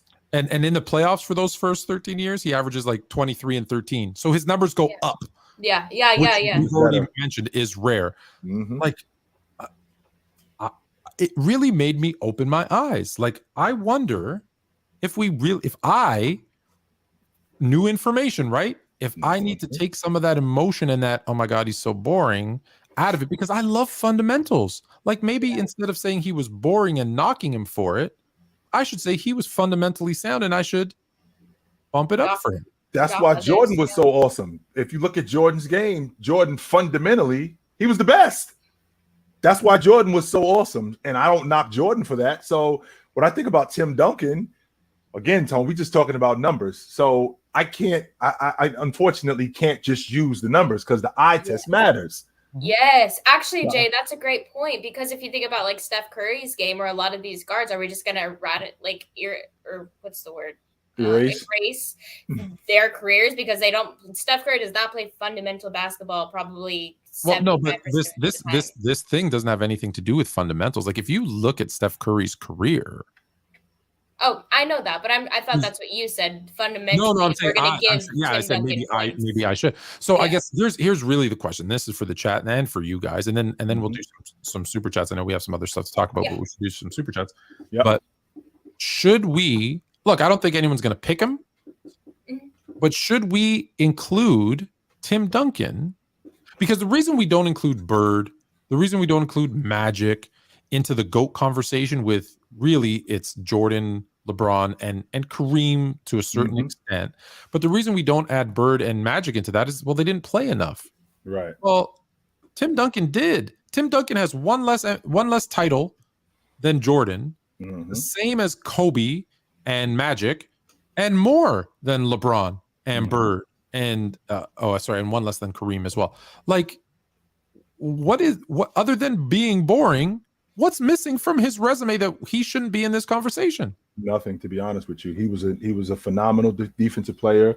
He wasn't the passer that any of these guys were. He wasn't the to be honest with you, when I think about it, nothing. To be honest with you, nothing. Because if you think about it, Tone, on those championship teams, he was the man on every last one of them. Yes. Even though Tony Parker won. People say Tony Parker, Manu Ginobili, later on Kawhi Leonard, but it was still Tim Duncan was the man. Question. Tim Duncan was 100% the man. I mean, he was first team All-NBA in 2013. He was 36. First team All-NBA. He was 36 years old. So, I mean, when we talk about a guy, damn H, I'm just having a difficult time because I'm thinking about the eye test. And if we just taking the eye test out, I know that numbers matter, but this artificial intelligence, I have a difficult time with it, man, because I just do. Baby. I like it. Yeah. I like it. The GOAT of the NBA. You heard it here first. Man, this is nuts, yo. What's the point of watching, and what's the point of numbers and no eye test? Because the eye test, like the whole reason we watch the game is to enjoy it, to watch the athleticism and stuff like that. Okay, so the entertainment, you're absolutely right. The point of the game for us is to be entertained. But the point of the game for who's the best isn't about who's the most entertaining. Hey, we just talked 20 minutes on John Morant. He's really entertaining to watch. No one's going to say he's the best player, though. Yeah, but here's the thing is, like, that's why we debate every Thursday, is because we value different things. So while you might value the championships like we have with Bill Russell, another person's going to value, their efficiency or various things like that. So I think it just depends. We all value different things. That's why we value Michael Jordan's game and LeBron's game differently. So it doesn't really matter what the numbers say, because who's the greatest? This creepy AI. I love what they did, and I think it's a great idea, but it has its own opinion, right? It has its own algorithm to find out what the best is. Like, what does it define as the best?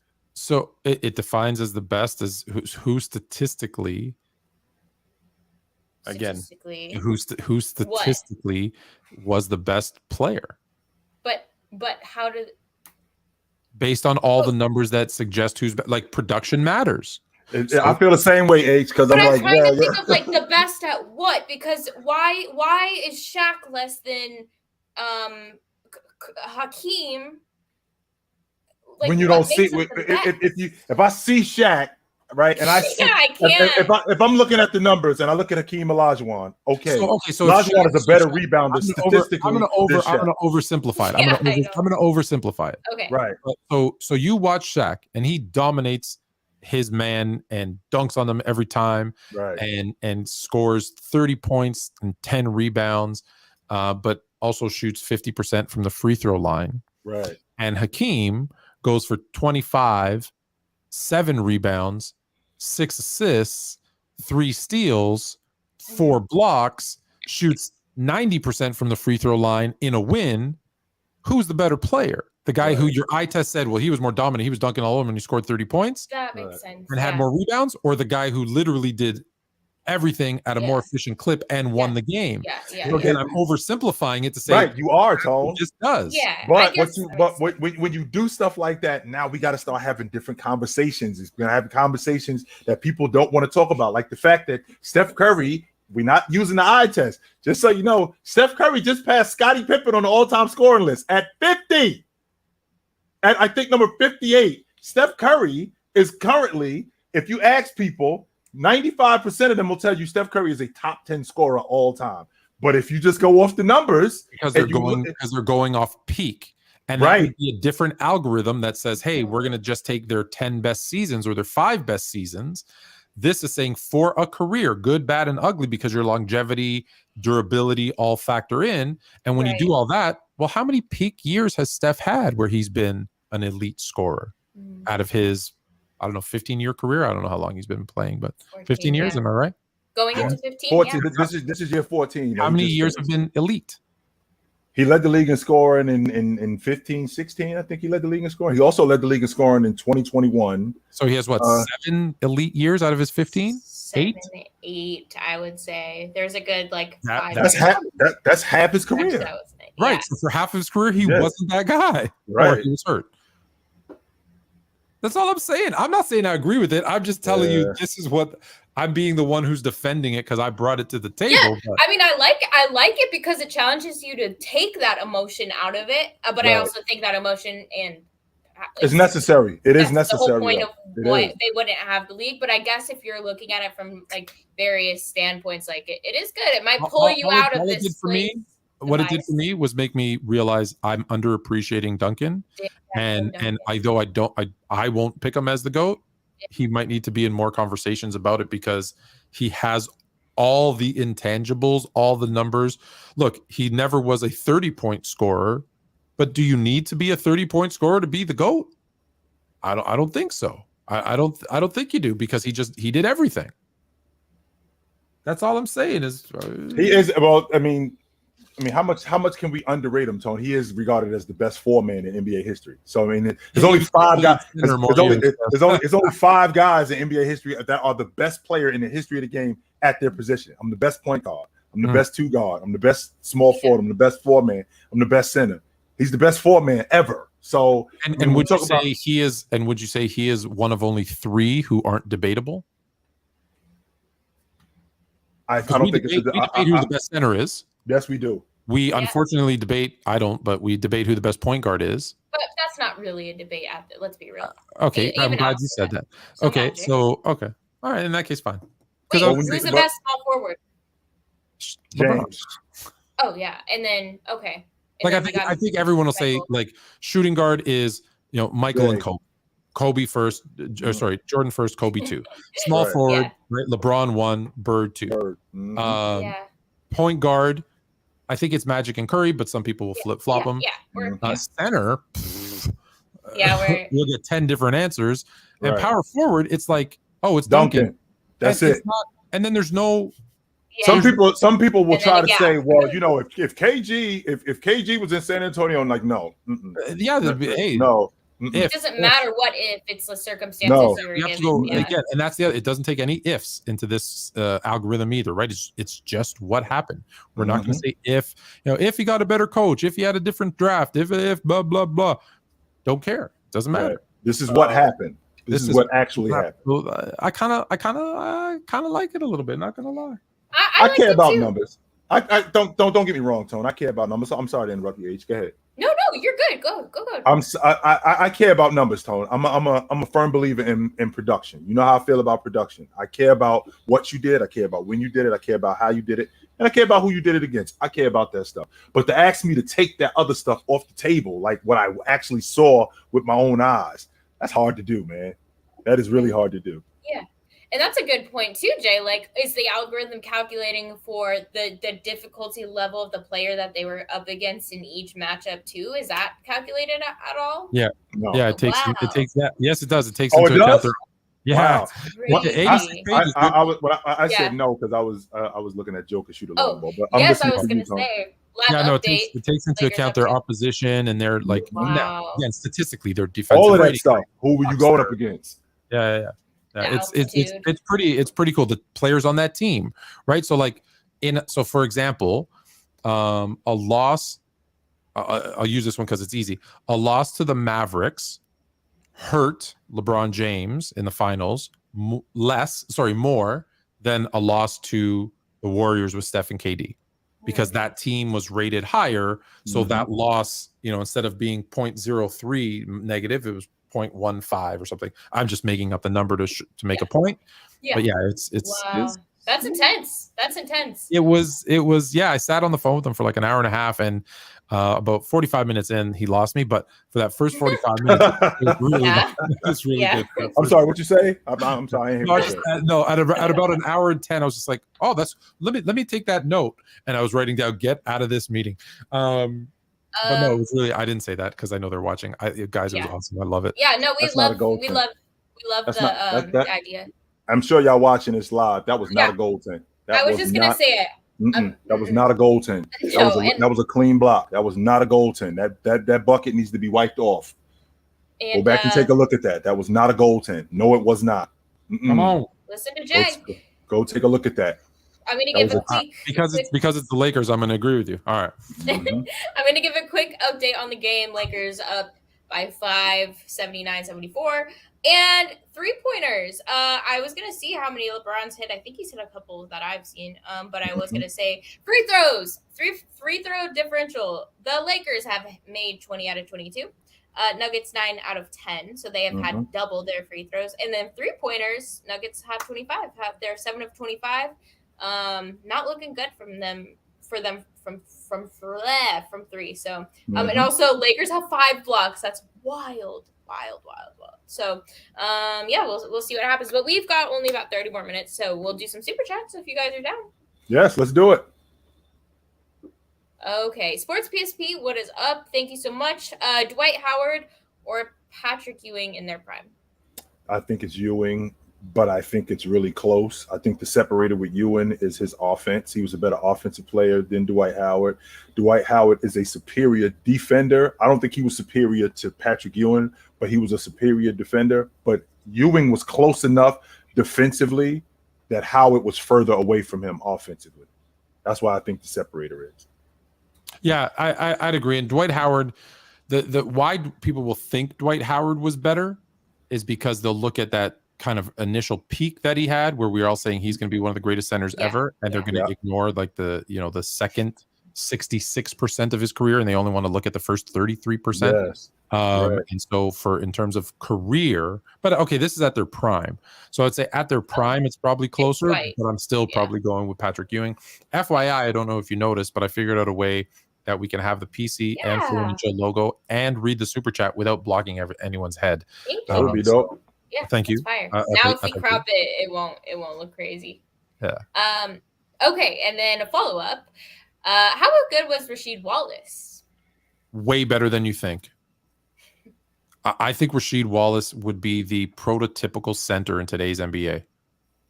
He could move, he could shoot, he could defend. He had a bit of that kind of mean streak, dirty work kind of dude to him. I love Rasheed Wallace. I think he was phenomenal for his time, but I think he would even excel even more in today's NBA. I think he was super talented and skilled. Think Anthony Davis with a long ball and a mean streak. Yeah. Yeah. AD needs that a little bit. Yes.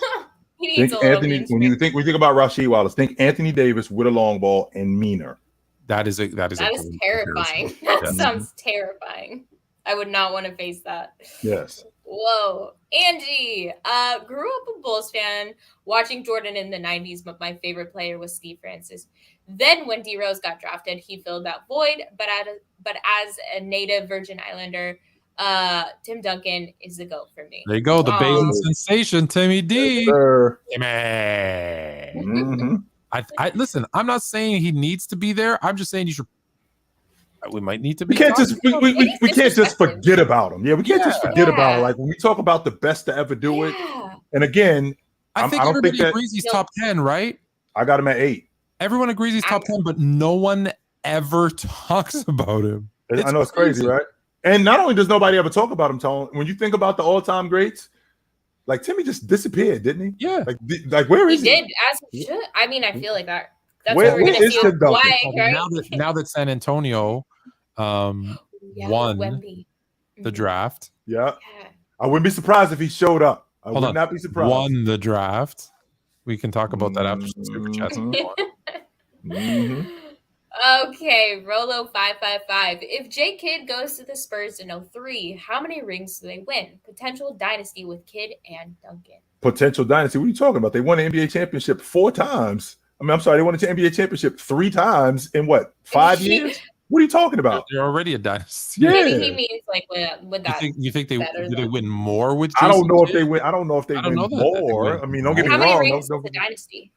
Right. I mean, they won it I 5 think you times gotta in win 3 out 15 of 5. years. 3 out of 5, I think, makes you a It's dynasty. dynasty. My Okay. thing is, though, That's crazy. I hate when they say say the Spurs dynasty that lasted from 98 or 98 they won 99 the shortened season 99 until 2014. No, What? 5 chips in 15 years is not a dynasty. It's not. It's great. It's incredible. They made the playoffs every year. Blah blah blah. All that good stuff. That's not, dude. That's not. What is a dynasty then, Tone? You have to win 3 in 5 years. Which is which is what San Antonio did. They won it in 03. They won it in 03. They won it in 05. And they won it in 07.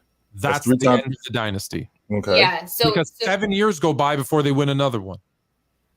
With that same group, though, with the same core. I feel like that if it's the same group, though, then it should be same group. What? So if that's true, a dynasty continues as long as the players are together. Wait a minute, Tone. If you're doing that, then we got to say. I mean, they did win it 4 times in 8 years. What are we talking about? That's every other year you're winning it. That's a dynasty. 100%. What are you talking about, 8 years. They won it in 99, won it in 03, won it in 05, won it in 07. That's 8 seasons, Tone. They won it 4 times. I said I give them that. I'll give them that. I'm saying so you cut it off at that 2008. I'm at 07. It's cut off. 07. And then they went to the final. There's 7 years between the next title. But then like when the Patriots, I'm going to use football. When the Patriots say, "Oh, the Patriot dynasty," it was 2 separate dynasties because there was 10 years in between Super Bowl wins. I got a problem with that. That part I got a problem with. I do. What's the difference between 7 and 10? That part I got a problem with. However, when I think about the San Antonio Spurs, like you just said, there's been a separation, but they did go back to the NBA Finals in back-to-back seasons. They had never done that. They had never done that. I'm not saying it's not. They had never done that. How many times did the Dynasty win back-to-back titles, by the way? How many times did the Dynasty win back-to-back titles? None. They didn't win it. They didn't. But with that being said, Tone, I could counter that argument with they were in the playoffs every year. That's 20 straight years. Phenomenal. I'd like to think that dynasty? Does that make your dynasty not winning? What do you mean not winning, Tone? They did win. They won the NBA championship 5 times. They was so let me get this straight. They were in the dynasty. They were in the NBA championship. They won the NBA championship 5 times in 15 years. They were in the playoffs every year for 20 straight seasons. And that's what I'm saying. Making the playoffs make you a dynasty? No, but winning it. How many times did they go to the finals throughout that 15 years? That wasn't just the ones they won, the 5. 6 times in 15 years. Oh, that's why you said 5 and 1 and then or 6 and 0. I don't know how your math works, H. That's once every 3 years they're in the NBA Finals. I can see where you're coming from, Fluent. That first from 99 to 07, that's a dynasty. We want to throw dynasty out for everybody. I don't think I mean, with all that they did though, that's crazy. It's incredible. I'm not saying it's not impressive. I'm just saying for me, a dynasty is winning close together. All right. So if that's true, Tone, there's a difference between a dynasty and a run. So for example, the Bulls had a run. The Chicago Bulls won the NBA. Yeah, the Bulls had a run. Had a dynasty. No, they didn't. They won an NBA championship 6 times in 8 years. We haven't seen anything from the Bulls ever again. That's their dynasty, 6 and 8 years. You want to give the guys 6 and 15 years and call them a dynasty. So if that's true, then that means that the Lakers, your Lakers, the Lakers, I believe they won it 5 times in 8 years? They went 9 times in 10 years or something. They went 9 times. Magic went 9 times in 12 years, and they won it 5. So they won it from 80 to 89. They won the NBA championship 5 times. They won it 5 times in 9 years. Dynasty. And then they don't get back to the NBA championship. They don't get back to. That's it. It's over. The Bulls dynasty was the 90s. They won 6 and 8 years. And Jay, how are the Warriors a dynasty? Because they've been. I don't think they are. I think there's a difference between a dynasty and a run. So the Lakers, for example. The Celtics. The Celtics in the 60s, they run the whole decade. Run the whole decade. Then in the 70s, they win it twice. And they're in the NBA Finals 3 times that decade. Dynasty's dead. No. Because we got different guys. They win it again. They win it twice. They win it. They go to the NBA Finals 3 times that decade, and they win it twice. Then we move to the 80s. They go to the NBA championship 5 times and win it 3 times. We have a dynasty of an organization here. That's what's going on here. Then they don't do anything in the 90s. And then in the 2000s, they go to the NBA championship 1 time. But from 1960, from when Bill Russell got on that crew in 56 to 1986, 30 years, 17 championships. So do we have 3 dynasties, the Spurs, the Celtics, and the Lakers, and that's it? I think the Bulls went on a run. I think the Bulls went on a run. I think that the Golden State Warriors went on a run. I think the Lakers had a dynasty. I think the Celtics had a dynasty. I think the Spurs had a dynasty. I think the Pistons had a run. I think the Pistons had a run. I think the Rockets had a run. They went to 3 straight NBA Finals and they won 2 of them. They had a nice run. And then the Bulls had a dynasty. 6 titles in 8 years is a dynasty. Now it's an 8-year dynasty, but it's done. Like I said, like if a team wins 3 in 5 years and then never wins anything again, okay, you can make that argument whether it's a dynasty or run. Everyone's going to call it a dynasty because what are the Warriors? That's what I'm saying. The Warriors won in 15. Mm-hmm. They lost in 16. They won in 17 and 18. And they lost in 19. But we're at the finals all those years, so right. that So they doesn't matter. They go to 5 straight finals. They win 3 of them. Mm-hmm. Is that a run or a dynasty? Because after that second loss, they don't even make the playoffs. I get it, hurt people, whatever, but they don't even make the playoffs. So is the dynasty not done? I'm thinking about. I don't think that I think that the run is done. That's what I think. Because when I think about you going on that run, and we don't ever hear from you again, like the Bulls. We hadn't heard anything from the Bulls since Jordan and Pippen left. We didn't hear anything from the Bulls before Jordan and Pippen showed up. That didn't happen with Magic and Jabbar. They were a big deal in Los Angeles before them dudes showed up. Same thing going on in San Antonio. No, they weren't. The Lakers? They weren't winning. Let's see. They weren't winning. When did so George Mikan didn't exist, Tom? George Mikan was before the shot clock era. Oh, here we go. He won 3 before there was a shot clock. Wait, we're not. So I want to make sure that he won 3 mm-hmm. in the 50s. Mm-hmm. What did they win in the 60s? They went in the 60s. I think they went 6 times. They didn't win. They didn't win. They won 0 in the 60s. What did they win in the 70s? They didn't win none in the 70s. So they go 22 decades without winning anything. There's no dynasty there. So if that's true, Tone, then I'm not listening to your logic anymore about the Lakers are used to winning NBA championships. No, you're not. They are from the 80s on. No, you're not. They win 5 in the 80s. They go to the NBA championship 9 times until 91. And you don't get back for 12 years after that. They regroup in the 90s, and they come back with Shaq and Kobe and go on their next run. Wait, Jay, I think we're maybe confusing, like, let's say a dynasty franchise, which we could say are the 3 we named, and then a dynasty, like, a dynasty team. Like, okay, let me ask this. So the Bills going to 4 straight Super Bowls, not a dynasty, right? Because they lost all 4. Nope. Okay. How many Super Bowls do the 49ers win in that stretch in the 80s with Joe Montana? Won it 4 times. 4 times in how many years? 8 years. Is that a dynasty or is that a run? Well, and then we won it again in 95. Don't say NFL's different. It's not different. I guess, no, yeah. Then we won it again 7 years later in 95. So that's all I'm saying. Okay. That was the longest. Yeah. The longest super chat ever. You're ready. You're welcome, Rolo.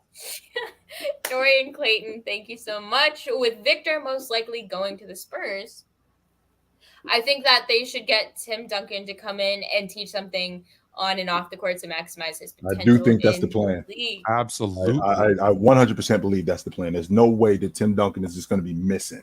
No. Where is he now? That's a good ass question. Wait, when was the last time somebody saw him? Where is Tim Duncan? I feel like I saw him recently on something. I can't. Maybe like last season he was somewhere. But yeah, that's a. I hope we see it.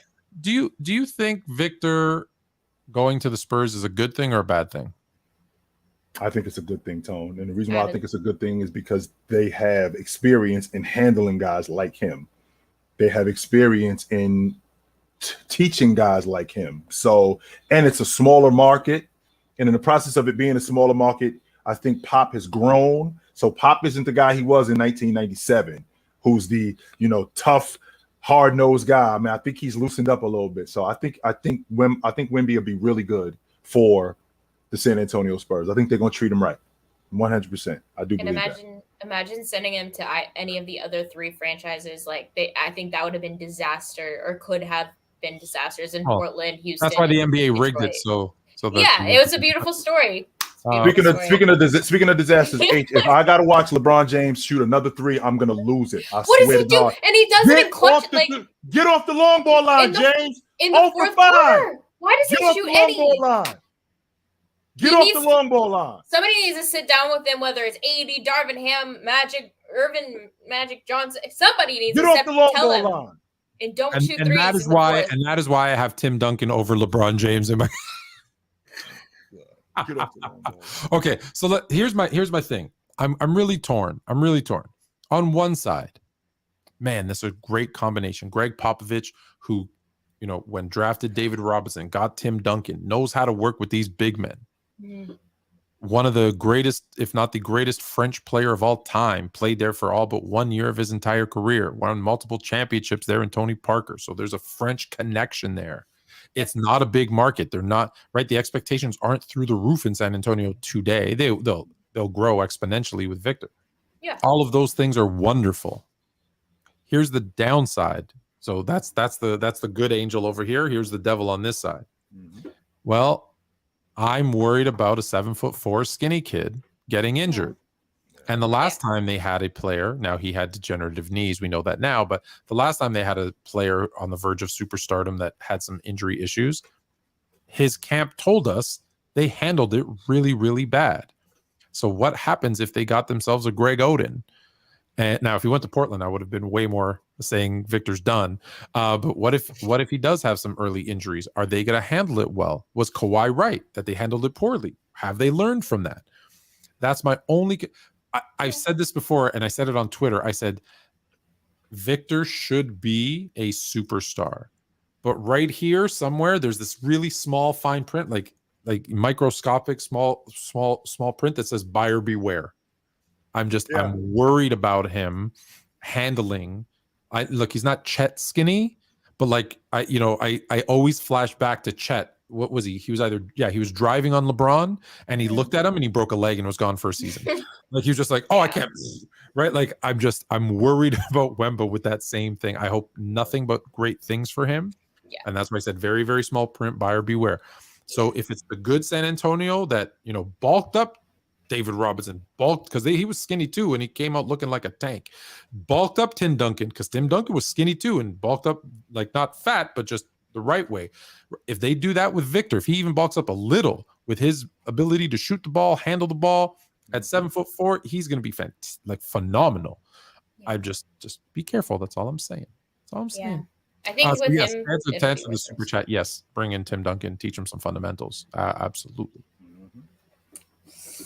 Alan R. I've never seen LeBron miss that type of dunk. Oh God, my GOAT is washed. Man, isn't that? It's sad. That's definitely a Shaq and a fool right there. 100%. You think they put him on Shaq and a fool? Yes, that's definitely. It's tomorrow. Tomorrow night, you're gonna see it on Shaq and a fool. You'll LeBron isn't. He's not. Yeah. He's not immune. And he didn't. And it wasn't like he attempted. The ball slipped out of his hands. That's what happened. It wasn't like he tried to go up there and got hung. No, the ball slipped out of his hands. It was definitely bad. No doubt about it. But LeBron for sure.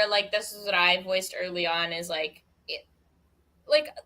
playoffs and the postseason, a deep postseason. The amount of energy that must take out of you mentally, physically, and to do that at 38, that is wild. So I don't know what you're talking about. I felt great at 38.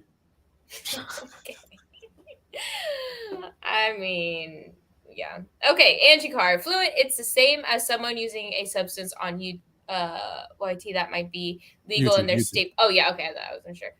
In their state, but still violates community guidelines. You explaining this to people that have been on this earth for more than a day is nuts. Yes. So great, Angie. See, phenomenal point. Yep. It doesn't matter that he was in Tennessee. He was on IG Live.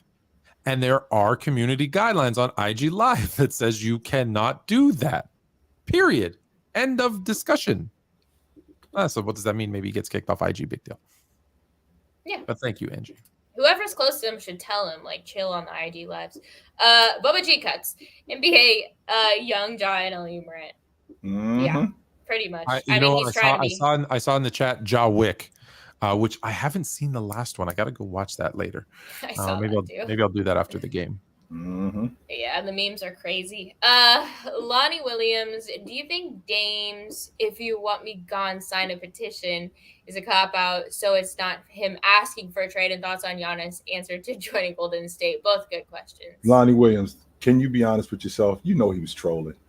He's not really Giannis? serious. Yeah. No, Dame. Dame. He was 100%. He likes to get under people's skin. Yeah, like, that's who Dame is. Right like, he's not going anywhere. He's retiring a Blazer, people. He was trolling. Every year we do this, every season. Do you have a mock draft? Do you guys have an idea who's going 1-2 in your heads? I think that who has the number 2 pick again? Charlotte. I think they pass on Scoot. I'm scared that they pass on Scoot. Yeah, I think they passed on him because LaMelo is their point guard. I think they pass on Scoot. Because here's what I'll tell you right now, and this is good for Dame. I think Portland is going to trade the 3rd overall pick, which is rumored that they're going to do, to bring in some help. Yeah. And I'm telling you right now, if Brandon Miller is available at 3, you could see Pascal. You could see Pascal Siakam in Portland and sending that 3rd pick to the Raptors because they love Brandon Miller. I mean, but really, bringing in, I just don't see it's going to be enough. Like, there's just so many you don't things think lacking. Enough? No, not for Portland. Do you know their center? Nurkic is.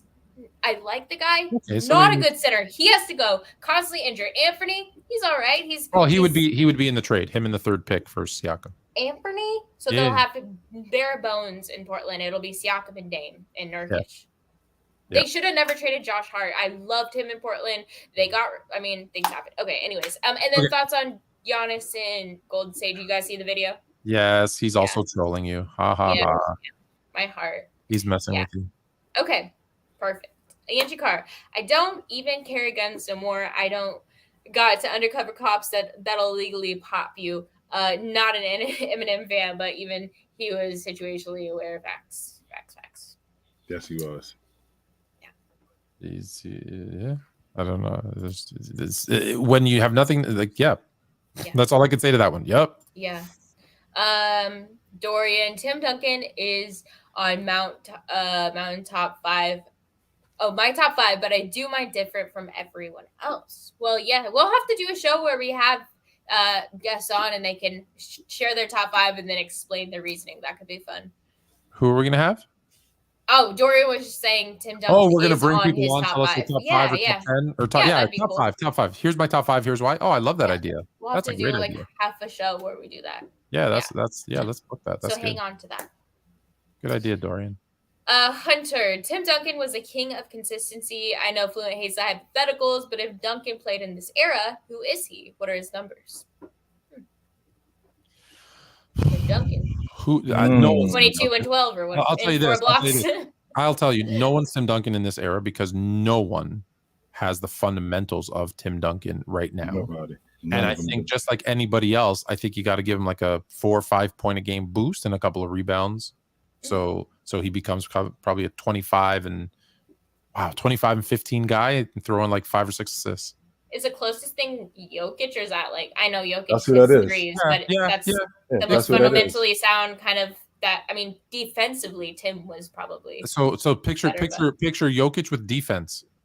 Damn. Yeah, that's him. That's Jokic. Yeah, well, not as good of a passer. Not as good of a playmaker. Yeah, not as good. Give and take. You lose the playmaking, but you get defense. Mm-hmm. Yeah. We should throw that in because Jokic is. I mean, Jokic gets disrespected all the time too because people are like, "Oh, I even say he's not the most fun player to watch until the postseason," and then you're constantly reminded when you watch him for long stretches, you're like, "Sheesh, this man is so talented and so good at what he does." So, okay, cool. Charles C. If Ray didn't hit that shot, Tim Duncan is 6-0 in the finals. He's undoubtedly in everyone's top 5 then, where he where he already is for me. Well, wait a minute, Charles. If the Spurs end up winning the NBA championship that year, are you sure they go back the next year? You think they don't? I'm not sure if they do. I think that the fact that they And lost. if they do you think they lose the next year? Right, that's what I'm saying. Did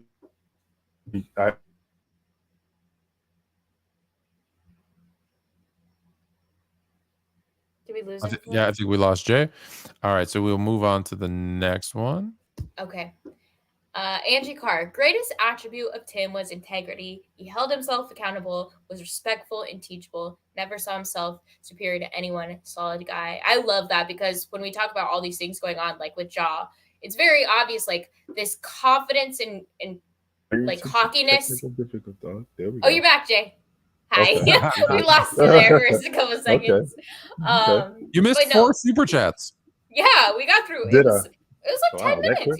Yeah. You fired. Yeah. But yeah, no, I think that's a really great point, Angie. I think we need to like uplift people for their humility because that's not something you find very often anymore. So facts. So I wonder, for all the things we say that he's boring, do we give him bonus? Like, no one gives him bonuses for being a good dude. Which he was. Yeah. Which he was a really good dude. Yeah. Yes, he was. I think we should give more people. Yeah. Yep. FIFA boy, are y'all hopping on the Spurs train? I mean, as far as like on the watching Team Duncan train, or yeah. Oh no, I think he means with Wemby. Victor I mean, I'll Wemby watch now in the some sweepstakes. games. I will definitely be watching the Spurs. But I'm not expecting anything. No, it's got to grow. But it should be I'll definitely be exciting. watching Wemby. Yes, Yeah. I will be. Yeah. Last one? Oh. Okay, Angie. No Fluent, only team in the last 3 decades to go 20 straight playoff games, 5 chips in 2 millenniums and 2 centuries. Hell of a feat, if you ask me. Yes, I agree. Hell of a feat. Phenomenal. Incredible. But five rings in 20 years does not make a dynasty. 15. Fine. 5 rings in 15 years isn't a dynasty. If you shorten it up and say 4 and 8, 3 and 5, I'm with you. But 5 and 15 is not. It's not a dynasty. It's just not. Yeah. It's not. Okay. We'll have to dig into the dynasty theory a little bit more later on. That was a good conversation. I enjoyed that, Tone. Yeah. Because we got to the good. bottom of, I think we got to the bottom of some stuff. Yes, we did. Yeah. I'm a little disappointed because Hailey had a game last week. We didn't have time. We didn't get to it. We have 2 minutes left. It'll be longer, but I'll hang on to it because it's something that's like evergreen. It won't go away, but It won't go away. yeah, it won't go away. But I don't know that I want to watch the end of this. I was gonna say, are you doing okay? It's not. It's not terrible. James is actually taking the ball to the basket now, which is what he should have done, and stayed in the mid range as opposed to. I think he's 0 for 5 on the long ball. James, get off the long ball line. You're killing me, my man. What a waste. Well, let me say this. I just got a text from Tristan Thompson from the bench, and he said, "We need your energy." So I think that means I need to get off the live and go just put all my energy into the game. So down 10, 4 minutes to go. Down 5. Down 5. Down 5. Down 5. 3.5. Y'all back in it. All right, you guys, we're gonna check out. We're gonna be back next Thursday as always. And we appreciate you all. Thank you for your super chats. And yeah, we will see you next week. Take it light, but take it.